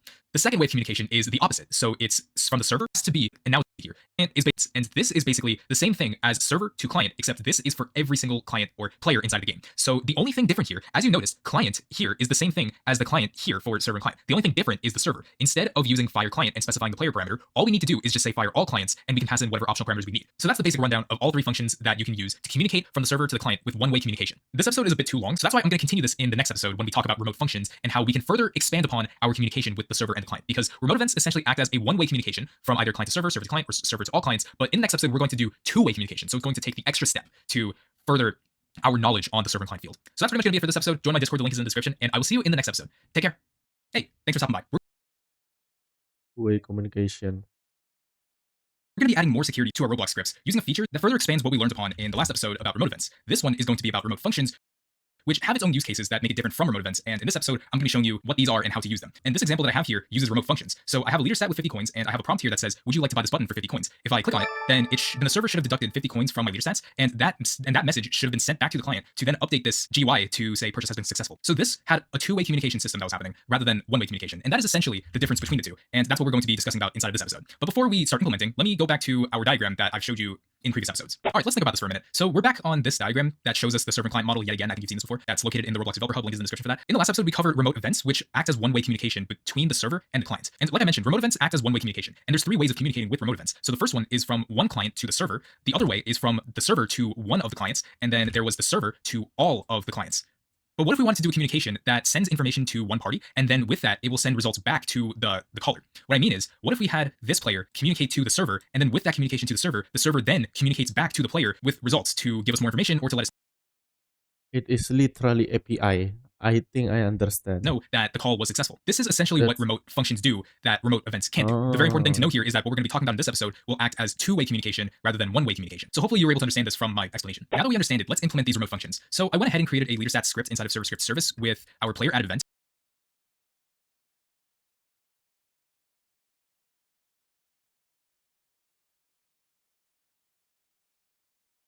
Okay, so to further enhance what I learned,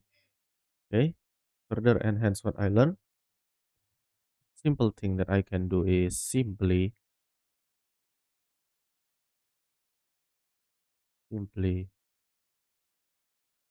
wait.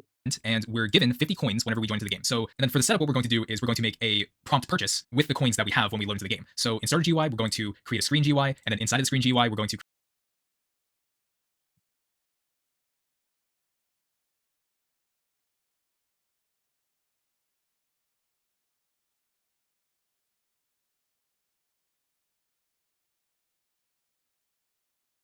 Save the file as day 10.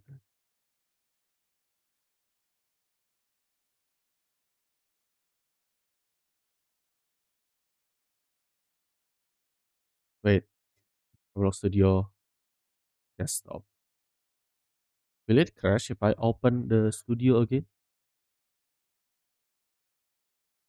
Oh, it actually didn't crash. That's cool.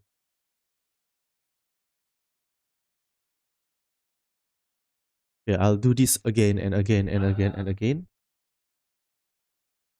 But what I will do is first, in the server script service, I'll make a script, like it's a script that will do like game.player edit connect function player. Okay. Then local leader stats equals to instance. Okay, so I make a new leader stats, right? Because there is no leader stats yet. New leader stats code folder. This folder is a leader stats. Now leader stats name equals to leader stats. And last one, leader stats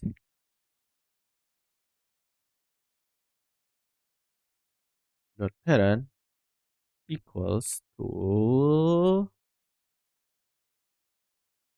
player. Okay. Now ins equals instance new integer value and then leader stats and then coins dot name equal coins and then coins dot oh, I can just put the parent here, which is leader stats, right? And coins dot value equals to 50. Yeah, 50 coins. See the progress? No, I don't have any progress. No? Wait. I'm gonna make something. I'm learning. I'm learning. Don't disturb me. our player added event, and we're given 50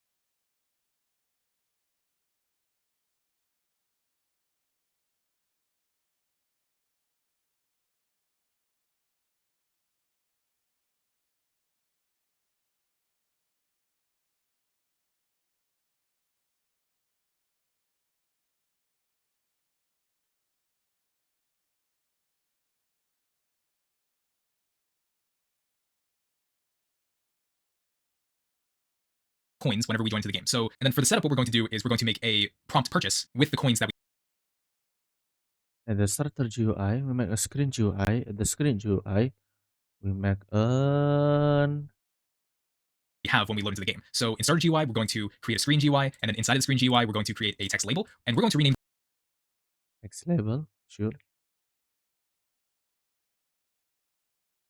this to prompt. And let's move this over here. Let's drag it a little bit. Let's center it.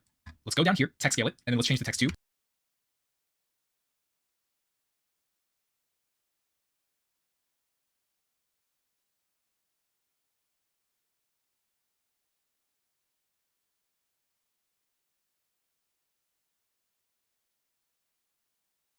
Would you like to buy this button? Next, what we'll do is we're going to add a text button to the screen GUI. So it's gonna look like this, and then we're going to rename this to buy button. Let's move this down. We're going to add a text button to the screen GUI. So it's gonna look like Here is text button, text. The difference between a button and a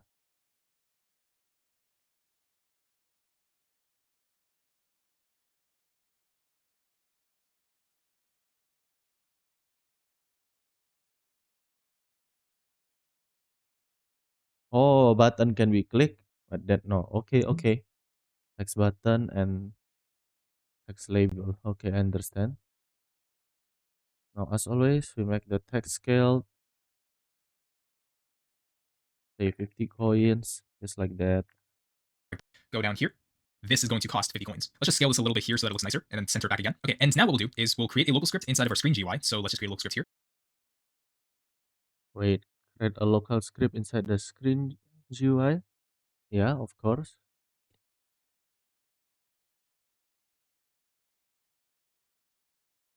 So this is for the client starter local script.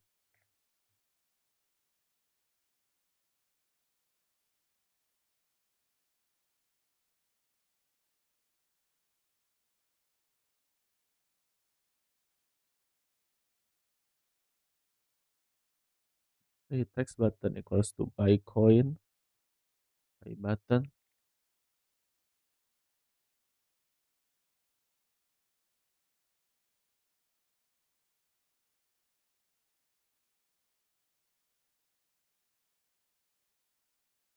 To access is replicate. Remember, it's remote function. Going to and the client up. Let's create our remote function. We'll create a layer node that this our screen GUI. So create a little script here.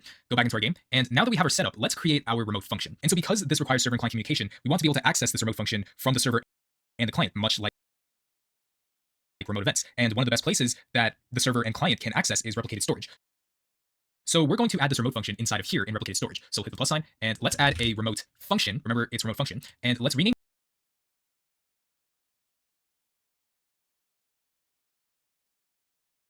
Remote this function? to by. Hit the plus sign, and let's add a remote function. Not remote even?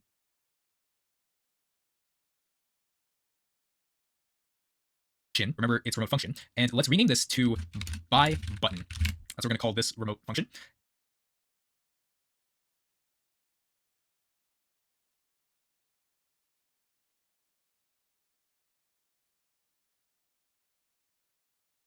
Buy button. What's the difference?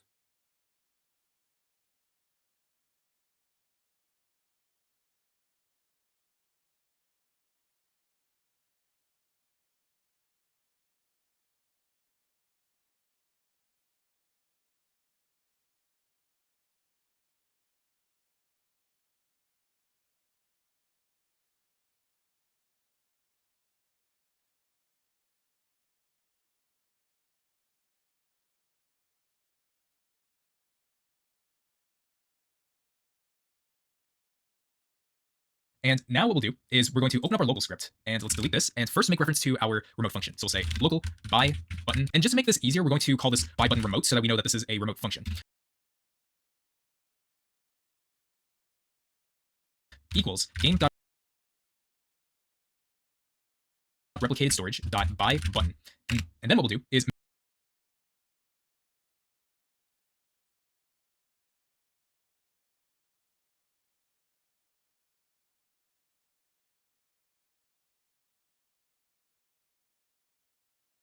make reference to our GUI, make reference to our prompt, and also make reference to our by button. So first, we're going to make reference to the GUI, which is located in the script's parent, and then we will locate the prompt, which will be in the GUI itself. So GUI.prompt, and then finally the by button. So by button equals GUI. Oh, I also need to recap the prompt so I can like make like purchase successful, right?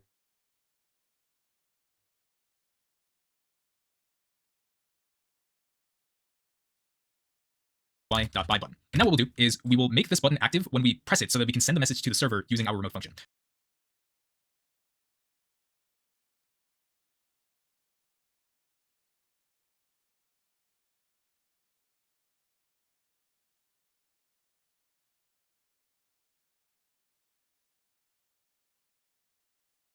So in here, let's create a mouse click event. So we'll say by button dot mouse button Mouse button click, okay.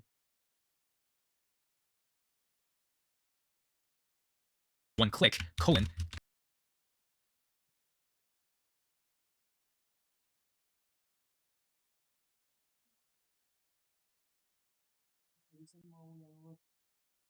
Enggak, dia tuh nggak mau kopi. Nanti nggak mau kopi.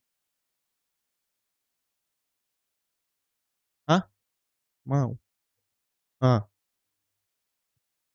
mouse button one click connect function. Okay, so when it is click, ooh, Connect function, open parentheses, close parentheses, enter. So here's the really interesting thing about remote functions that makes them unique compared to remote events. So in order to fire the remote function, much like remote events, all we need to do is use the function provided to call whatever side of the game we want to fire to. So in this case, remote function, much like remote events, all we need to do is use the function provided to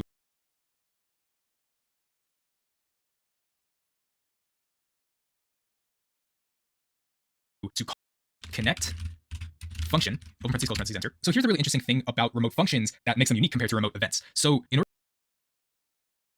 to fire the remote function, much like remote events, all we need to do is use the function provided to call whatever side of the game we want to fire to. So in this case, since we're in the client, we want to fire to the server. So you might say by button remote colon fire server. But fire server is surprisingly not a function you can use for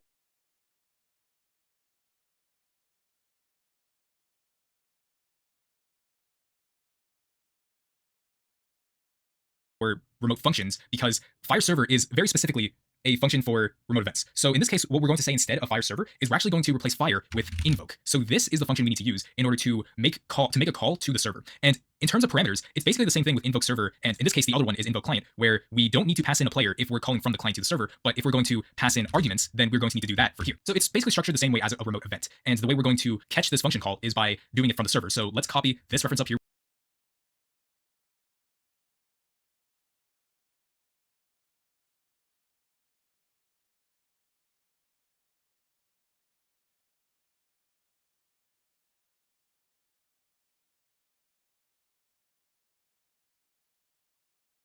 Here with Control C, and then we're going to go to our leader stats script. Let's drop 2 lines down here, paste that.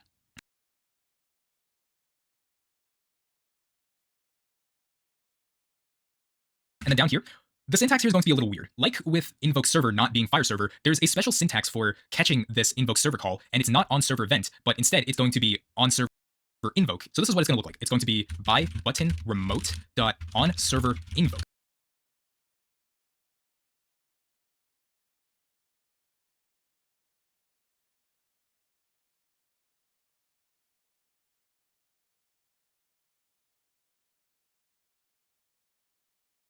Now you might be tempted to say colon connect function, open parentheses, close parentheses, and enter. This is actually incorrect. This is not the right way to write the syntax for on server invoke, even though this pretty much is what it is like for on server event. So you might ask, why is it not like on server event? Why is the syntax incorrect here? It's important to understand the difference between a callback and an event. I will explain what the difference is once we finish writing our code. Why is the syntax incorrect here? It's important to understand the difference between a callback and an event.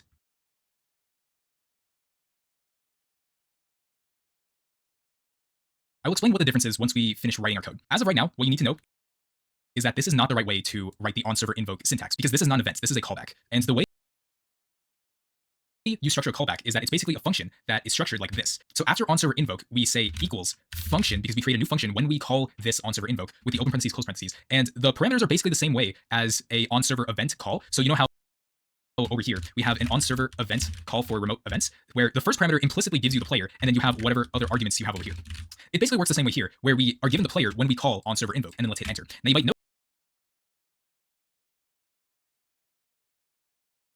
notice is that this end has no end parenthesis, while on-server event does have an end parenthesis. So this is something you have to keep aware of, is that there are tiny syntax differences when it comes to using remote events and remote functions. And when you're calling on-server invoke, you have to set this equal to a new function that implicitly passes in the player, much like on-server event, and then it returns, and then it stops this block of code using an end statement without the end parenthesis. So that's something important to know about here.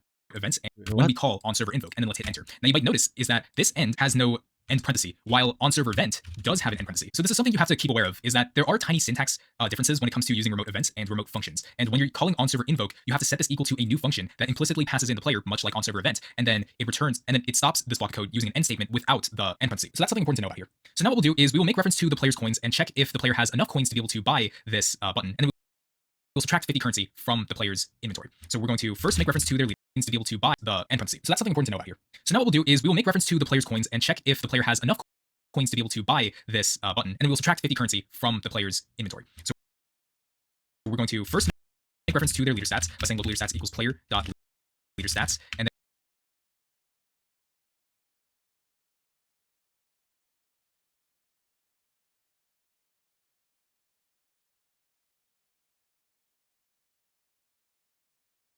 then we will make reference to the coins by saying leader stats dot coin.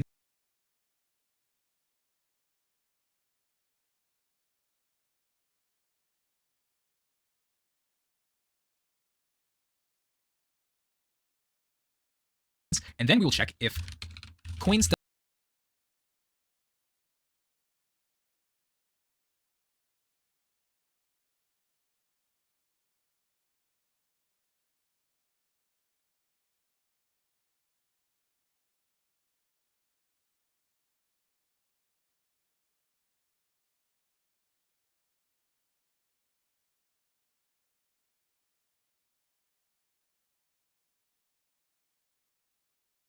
dot value is greater than or equal to 50, then we're going to subtract the coin's value by 50. We've now provided one-way communication from the client to the server to then tell the server whether the player can buy this button, and if they can, then we will subtract the currency. So right now, this is functioning pretty much the same as a remote event. But now let's get to the interesting part that makes this stand out from remote events, and that is the two-way communication part. So I mentioned that we're able to invoke the server by calling invoke server and then telling the server to do what it needs to do here. But now let's actually send information back to the client to let us know that the purchase has been successful so that we can let the client do something special when we know that the player was able to buy the button. So let's go over here and let's make a Boolean by dropping two lines at the very beginning. So we'll say local purchase successful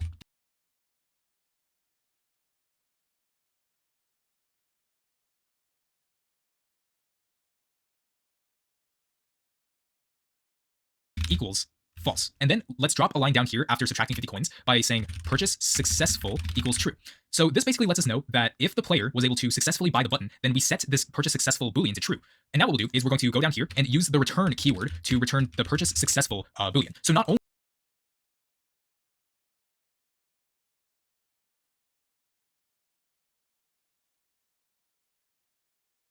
are we invoking the server to buy this button and make computations to be able to get rid of 50 coins from the coin's value, we're also passing back information to the client to let us know that the purchase has been successful. And so the way we will get the information back is by declaring a Boolean and setting it equal to this function call right here. So behind our call, let's create a variable. We will call this one local purchase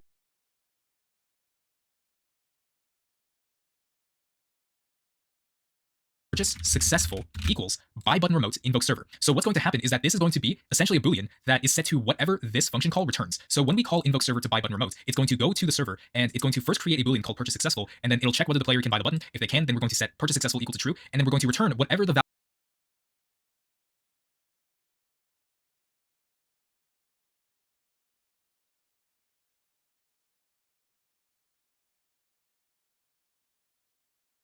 value of purchase successful is back to the client, which is going to be set here. So now this will tell the client whether we know that the purchase has been successful. And let's do that check down here by dropping two lines and saying if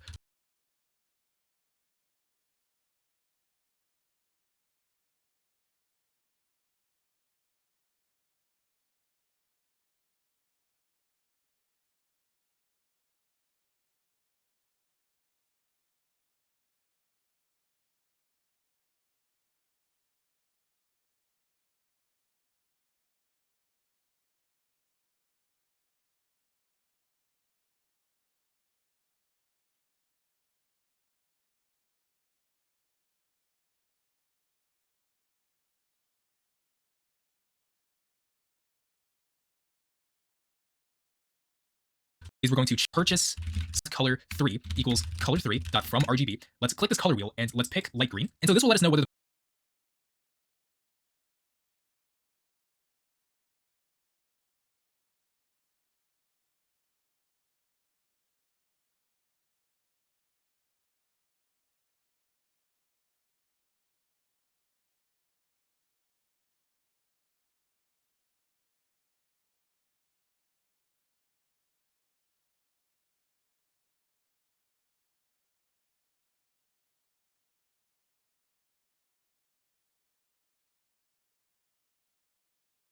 Narcissakis. Hah.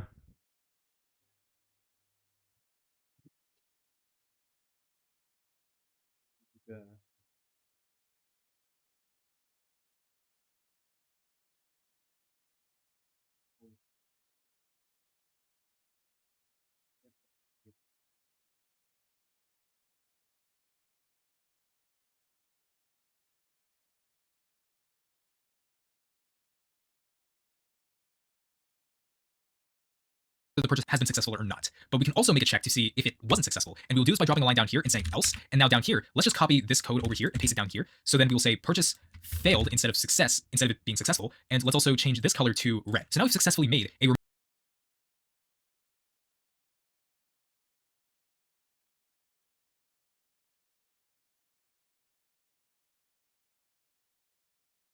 remote function that basically allows the player to press a button to buy that button by calling the server and telling us whether the player can buy this button or not. And if they can, then we will send information back to the client to tell us that the purchase was successful so that we can do whatever we want to do after we get this information. So let's go into the game and see our results. All right, so I've loaded into the game. Let's see if we can buy this button. So I have 50 coins up here, and this says, would you like to buy this button? Let's click it, and as you can see, the server has successfully decremented 50 coins from my leader stats, and the text label has updated to say purchase has been successful. Now let's see what happens if I press it again. It'll then tell the server to check whether the player can buy the button or not, which in this case we can't because we have 0 coins, not 50. So then we told the server that this is not possible, and we sent the information back to the client by saying it was not possible so then we can update this text label to say the purchase has failed. And so we have successfully used a remote function to make two-way communication with the server and client so that we can pass information around and do what it is we need to do with that two-way communication from the server and client. Now, there is another method for this two-way communication because what we did was go from the client to the server and then back to the client. The second method we can do is from the server to the client and then back to the server. What we did was go from the client to the server and then back to the client. The second method we can do is from the method for this two-way communication because what we did was go from the client to the server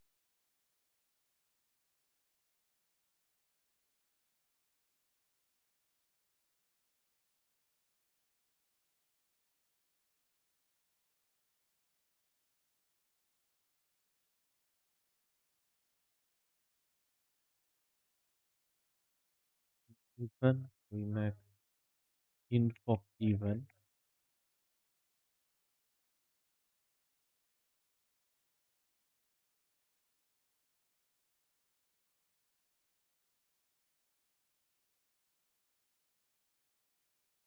No, invoke server, invoke event.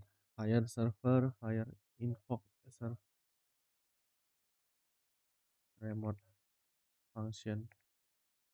What function event? Remote function.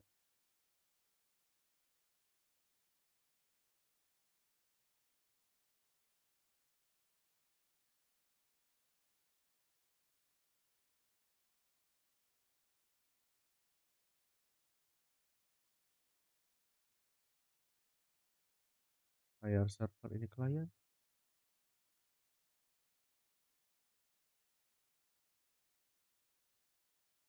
On server event in the client. Fire all client. Fire all client in the server on server event on the client.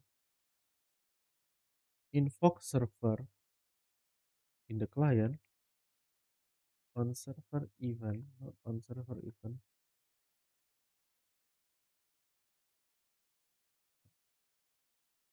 On server invoke.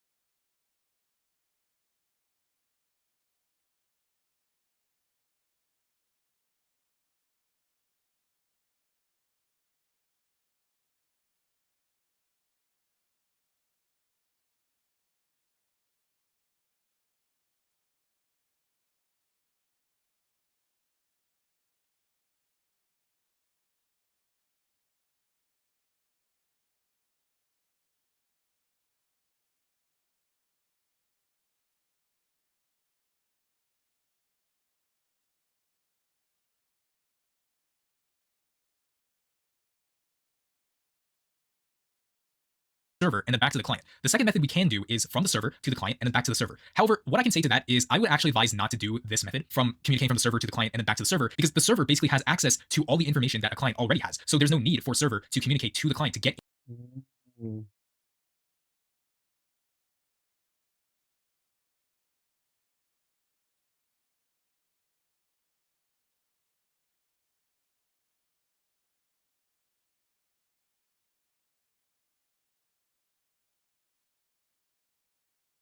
the server. However, what I can say to that is I would actually advise not to do this method from communicating from the server to the client and then back to the server because the server basically has access to all the information that a client already has. So there's no need for server to communicate to the client to get information to be able to send it back to the server. There's just no need for that. What you could do instead is just use a remote event that communicates from the server and then to the client so that the server can tell the client what to do rather than having to fetch information from the client to communicate to the client to get information to be able to access that is I would actually advise not to do this.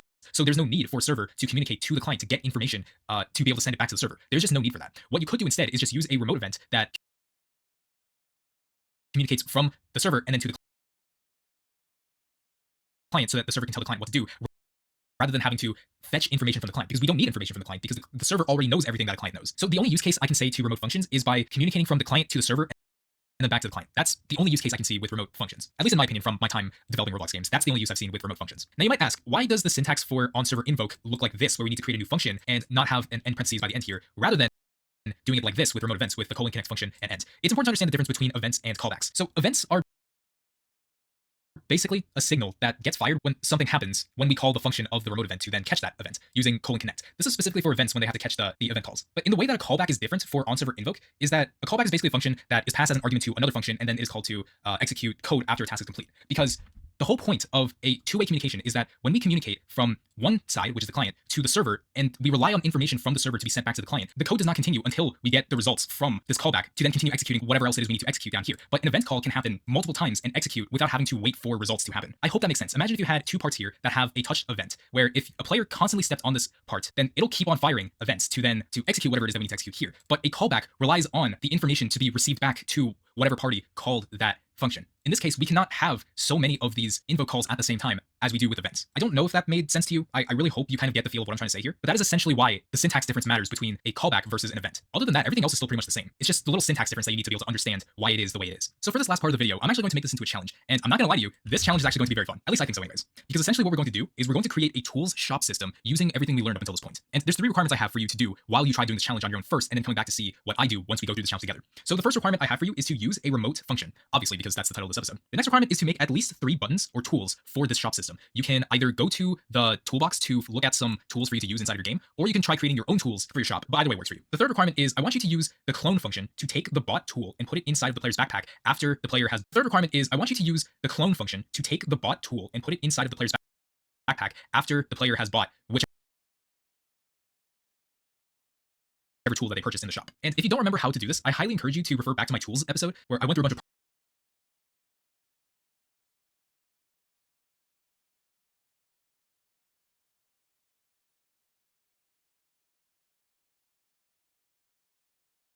properties that will definitely help you with this challenge. So just putting that out Equip and equip.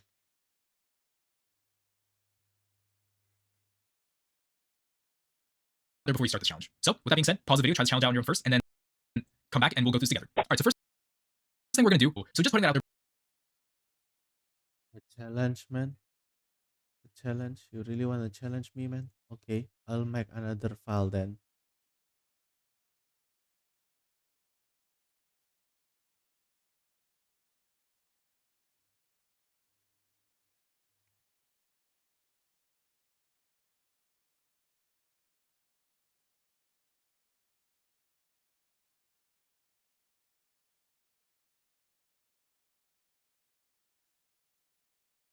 So what I need to do is use a remote function, of course. Make at least 3 buttons or tools.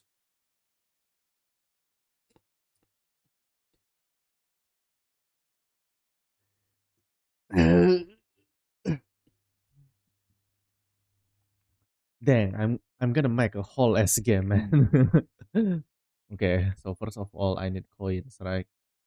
This is always the first thing that I will do. Make a script in the server script, and then game.players dot player edit connect function player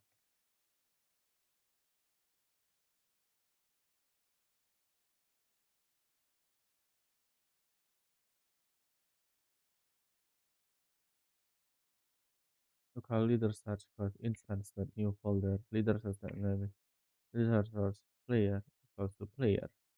And just put it here, right? Local coins equals to instance dot new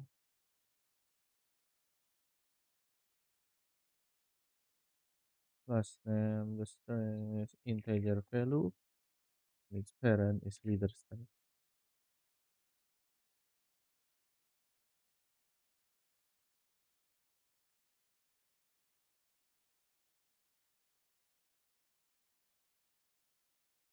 Okay, so I already have a coin. So now in the replicated storage, I'll make a remote event that will increment.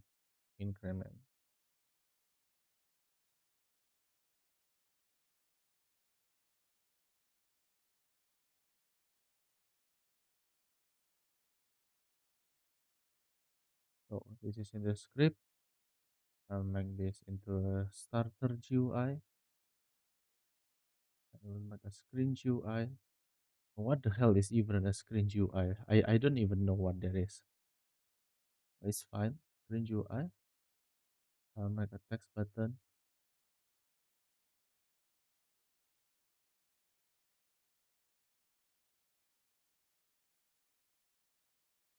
Click to earn coins. Always make it the text scale to earn coins. Make the color. Lah, make okay. Decorating is for the last part, okay? Text button, rename,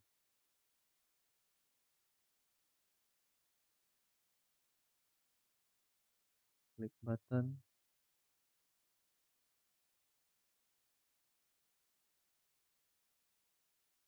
script, local script, right? Local script,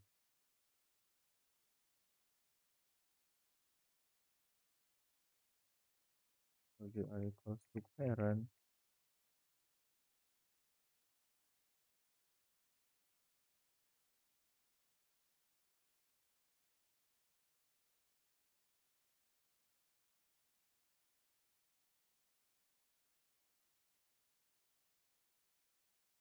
click button, of course,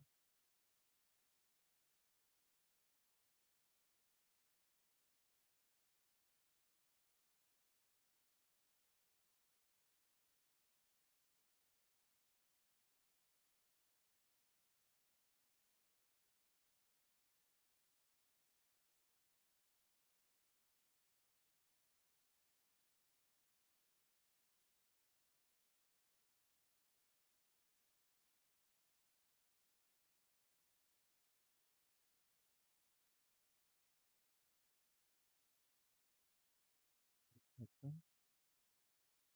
Okay, so remember fire server, right? Fire server. I want to fire the server to increment the coin. So local fire. No. Oh, never. I make the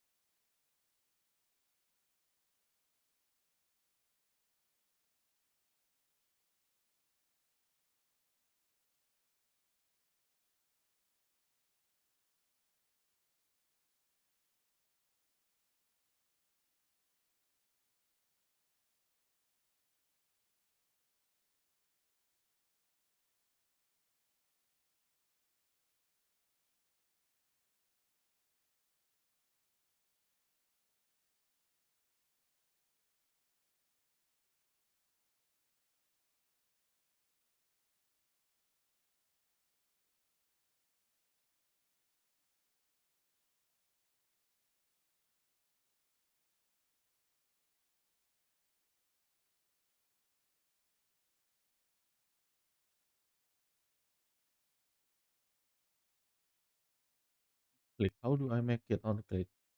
So click. This is the click screen GUI. Okay, click button. Oh no. Click button dot mouse button click dot connect function layer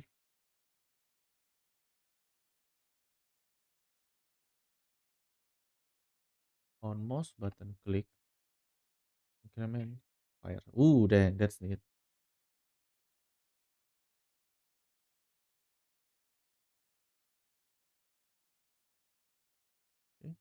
So we increase it.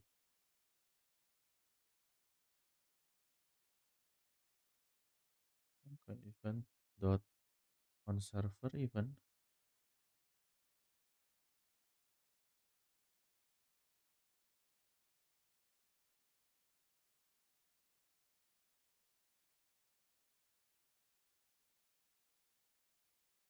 We fire the server, right? We fire to the server from the if it's click the increment coin on server event.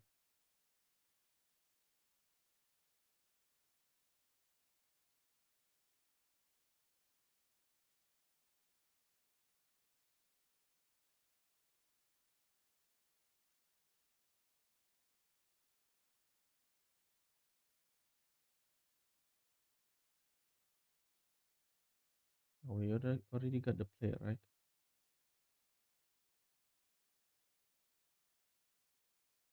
Wait. Oh, it didn't. It always have a player.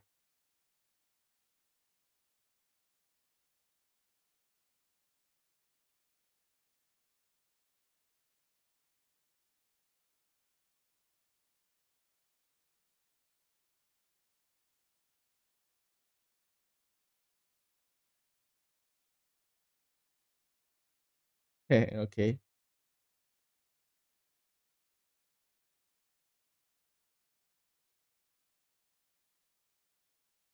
Oh, that's true.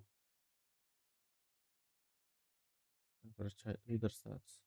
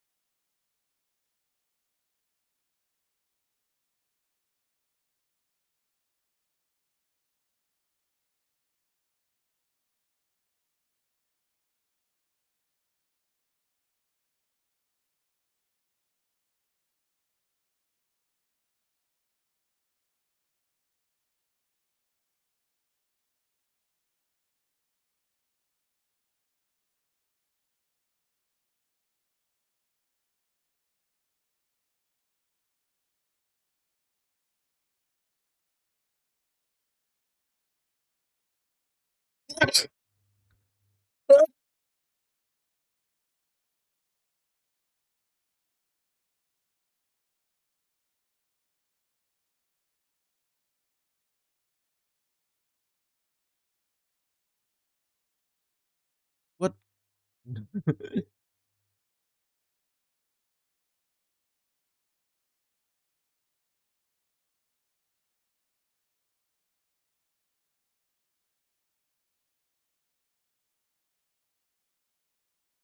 Okay, image label.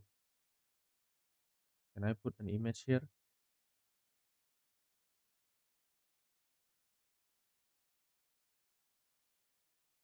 Wait, how do I put an image?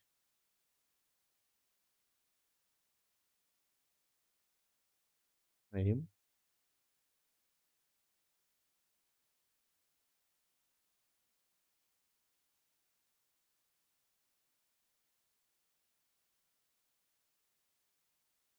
It should be an image label, eh?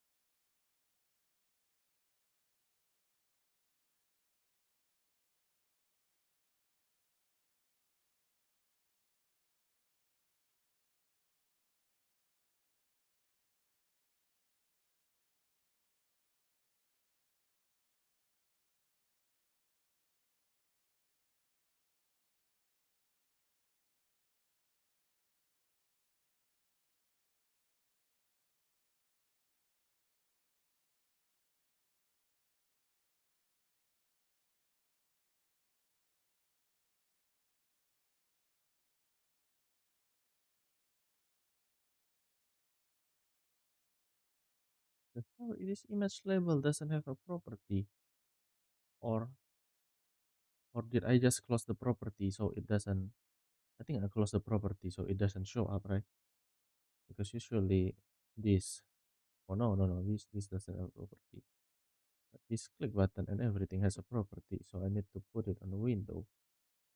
So now I can see the image label. Oh, I see. Okay, I'm stupid.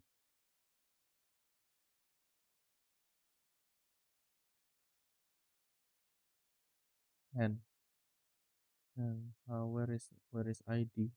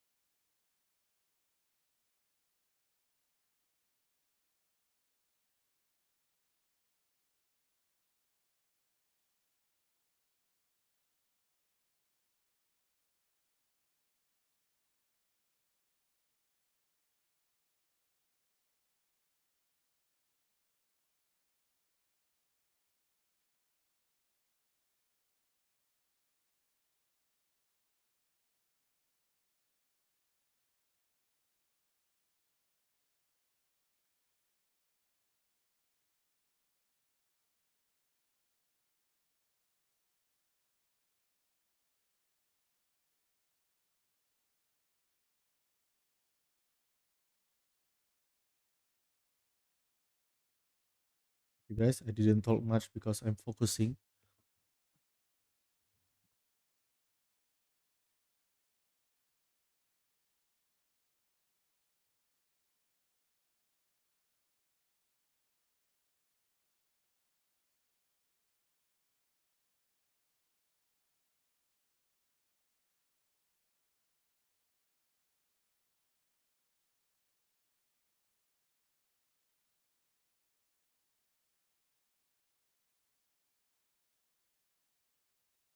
And I'll make the handwork first, right?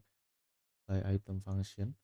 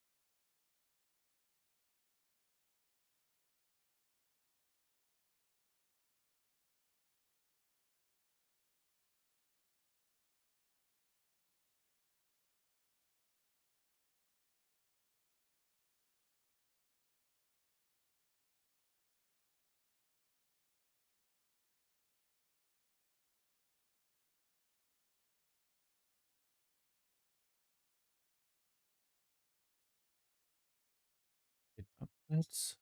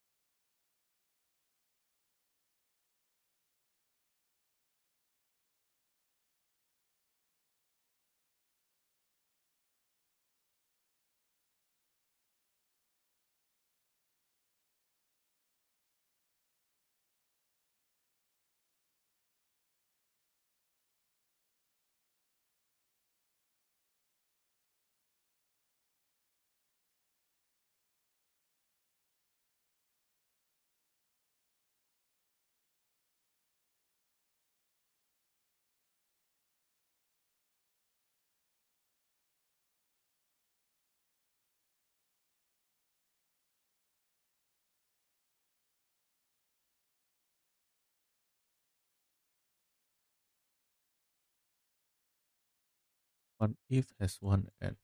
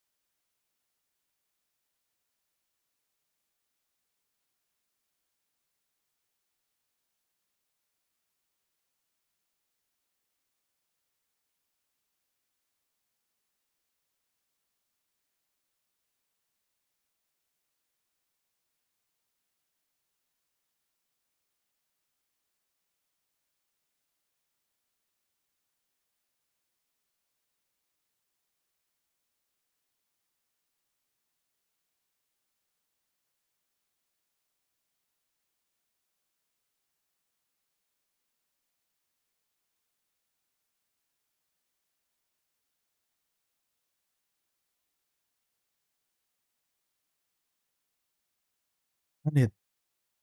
I think I've done it, man.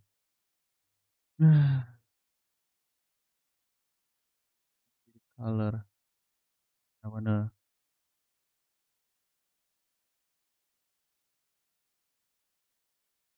must make clear as 3 button all tools. Use clone to give player tool place in their backpack. Oh, oh, make at least 3 button or tools. Use clone to give player tool place in their backpack. Oh, okay. By hand. How to make a backpack. Backpack is from starter pack.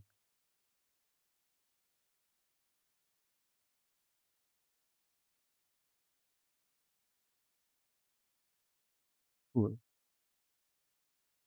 cool.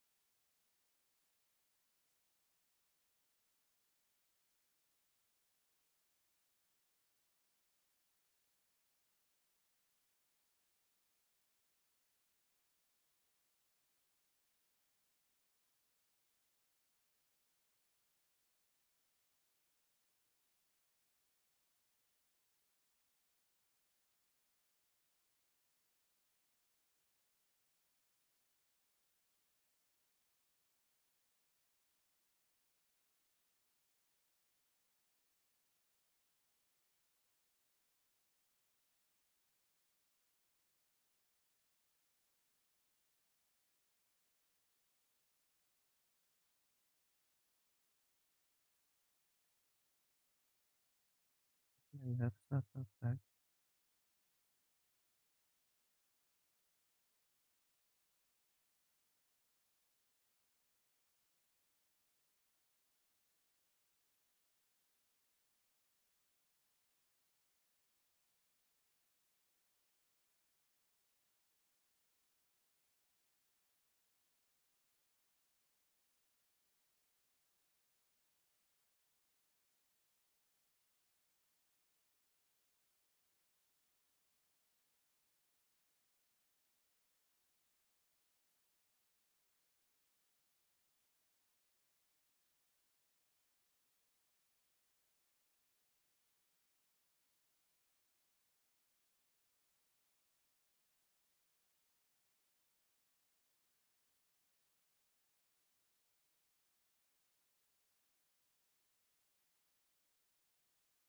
Well,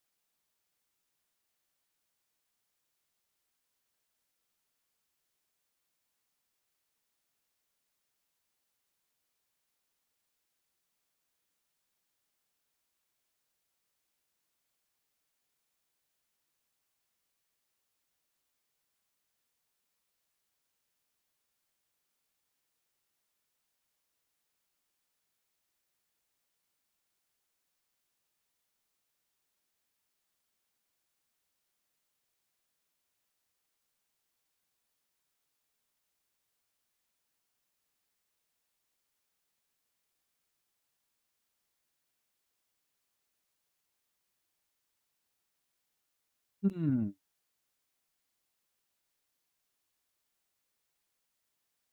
Right.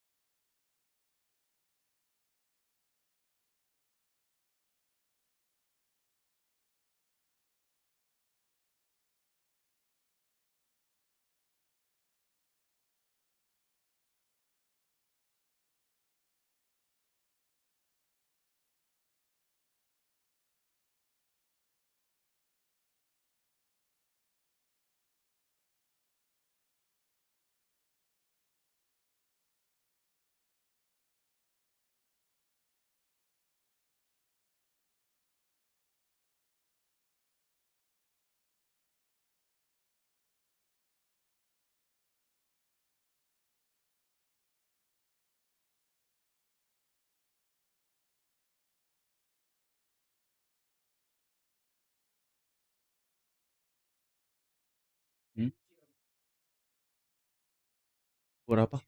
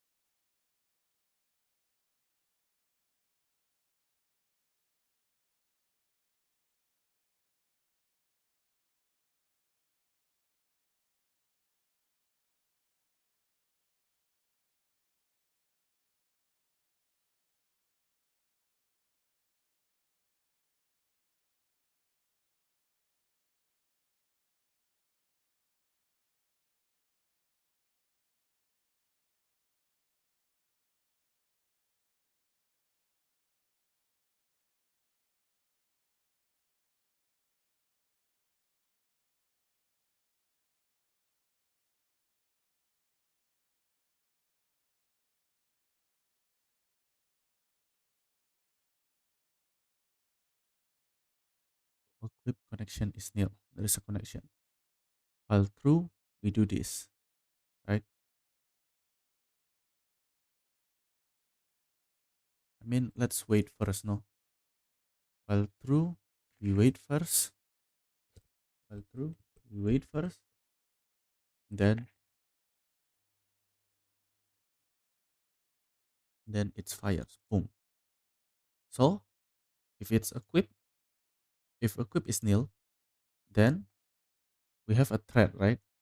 Thread that is a function. This function will keep running, running, and running. So this equip connection equals thread because it's not nil. But once it, if it's something, then it cancel this as far as I can. Okay, that makes sense.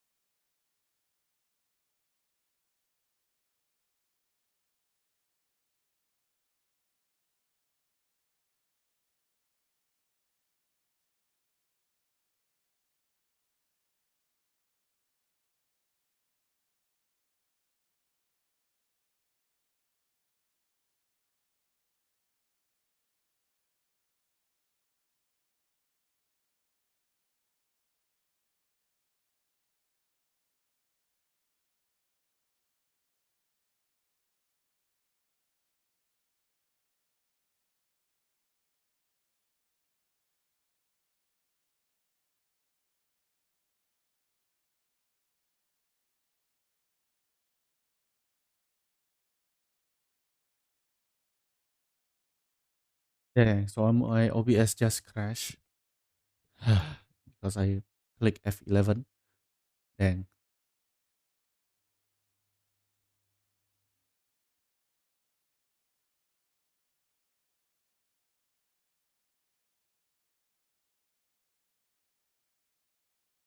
Valid argument to cancel. Thread expected got function.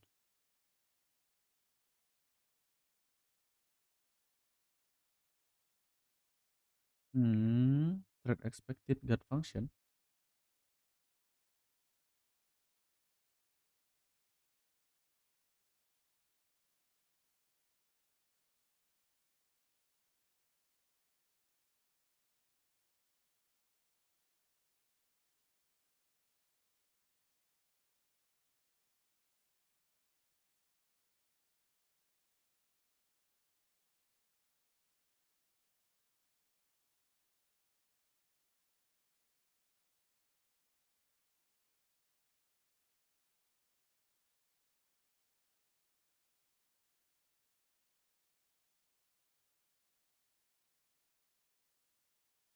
Oh,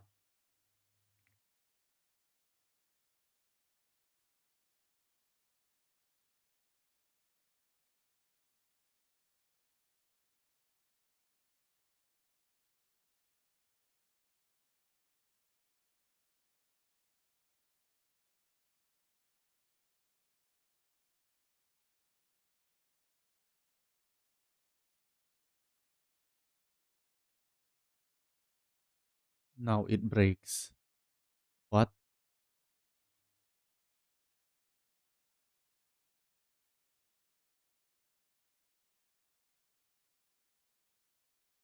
Oh,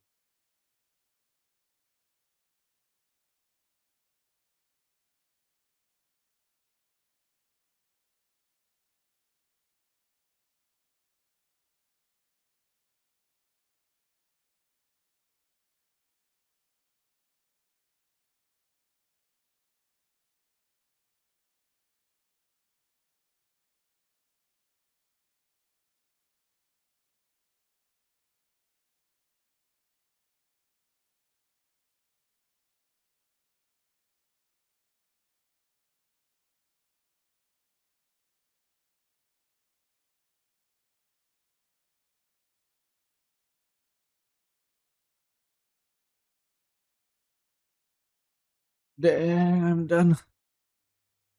There before we start this challenge. So with that being said, pause the video, try the challenge out on your own first.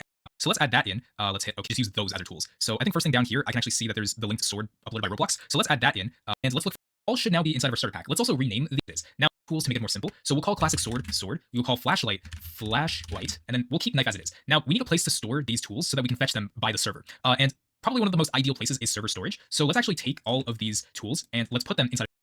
Ah, server storage. So that is what I should put the outright clicker is.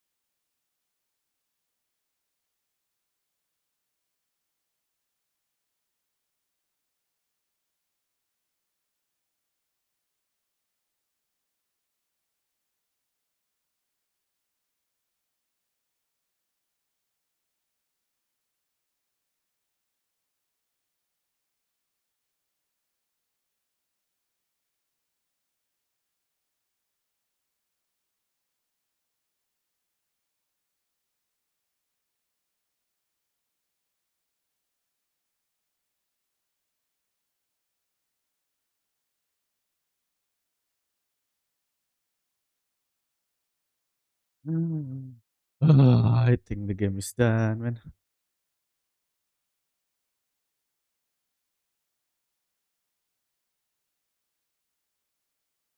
Oh.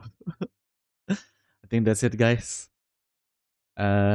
Wait, I'll watch this video Of server first. storage. Now what we'll do is create a shop. So let's create another screen GUI here. Let's rename this to shop. Let's just open up our previous screen GUI and let's copy everything to store, for instance. Let's read welcome to my shop. And flash our shop. So let's rename to knife, coins. So this is now what our one buy button, the other buttons. So this one, we have this and only one time. You don't need to write it like 3 different times like I'm doing here. And so now we need to figure out how to know with the in these two parameters name, and then the second parameter is going to be the tool price. When we implicit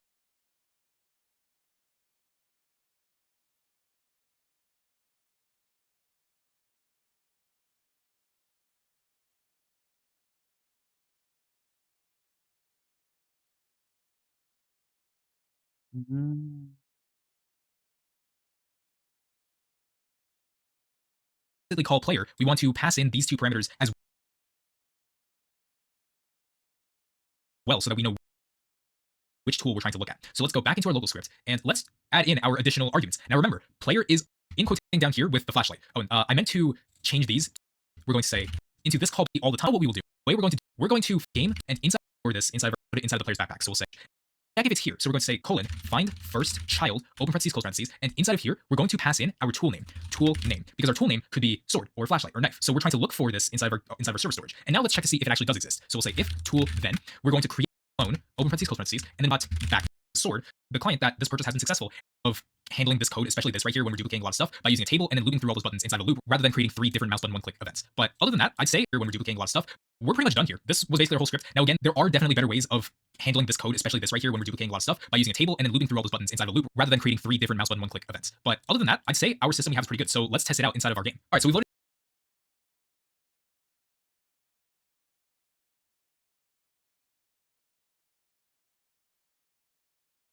into the game. I have 50 coins, and let's see what happens if I try buying the sword. So as you can see, for the second thing that happened out of our backpack, we updated this successfully boxes and not tools. So skills. I hope you learned a lot from this episode. We were able to create a shop system using everything we've learned up until this point, and I think we're starting to make more and more progress into creating bigger and better systems for our Roblox games, and I hope you'll be sticking around for more episodes to come in the future. But other than that, that's pretty much it for this episode. Be sure to join my Discord server. The link is in the description, and hey, thanks for stopping by. Welcome to Okay.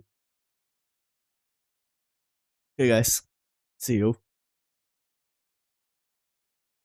That is for day 10, day 9, and day 10.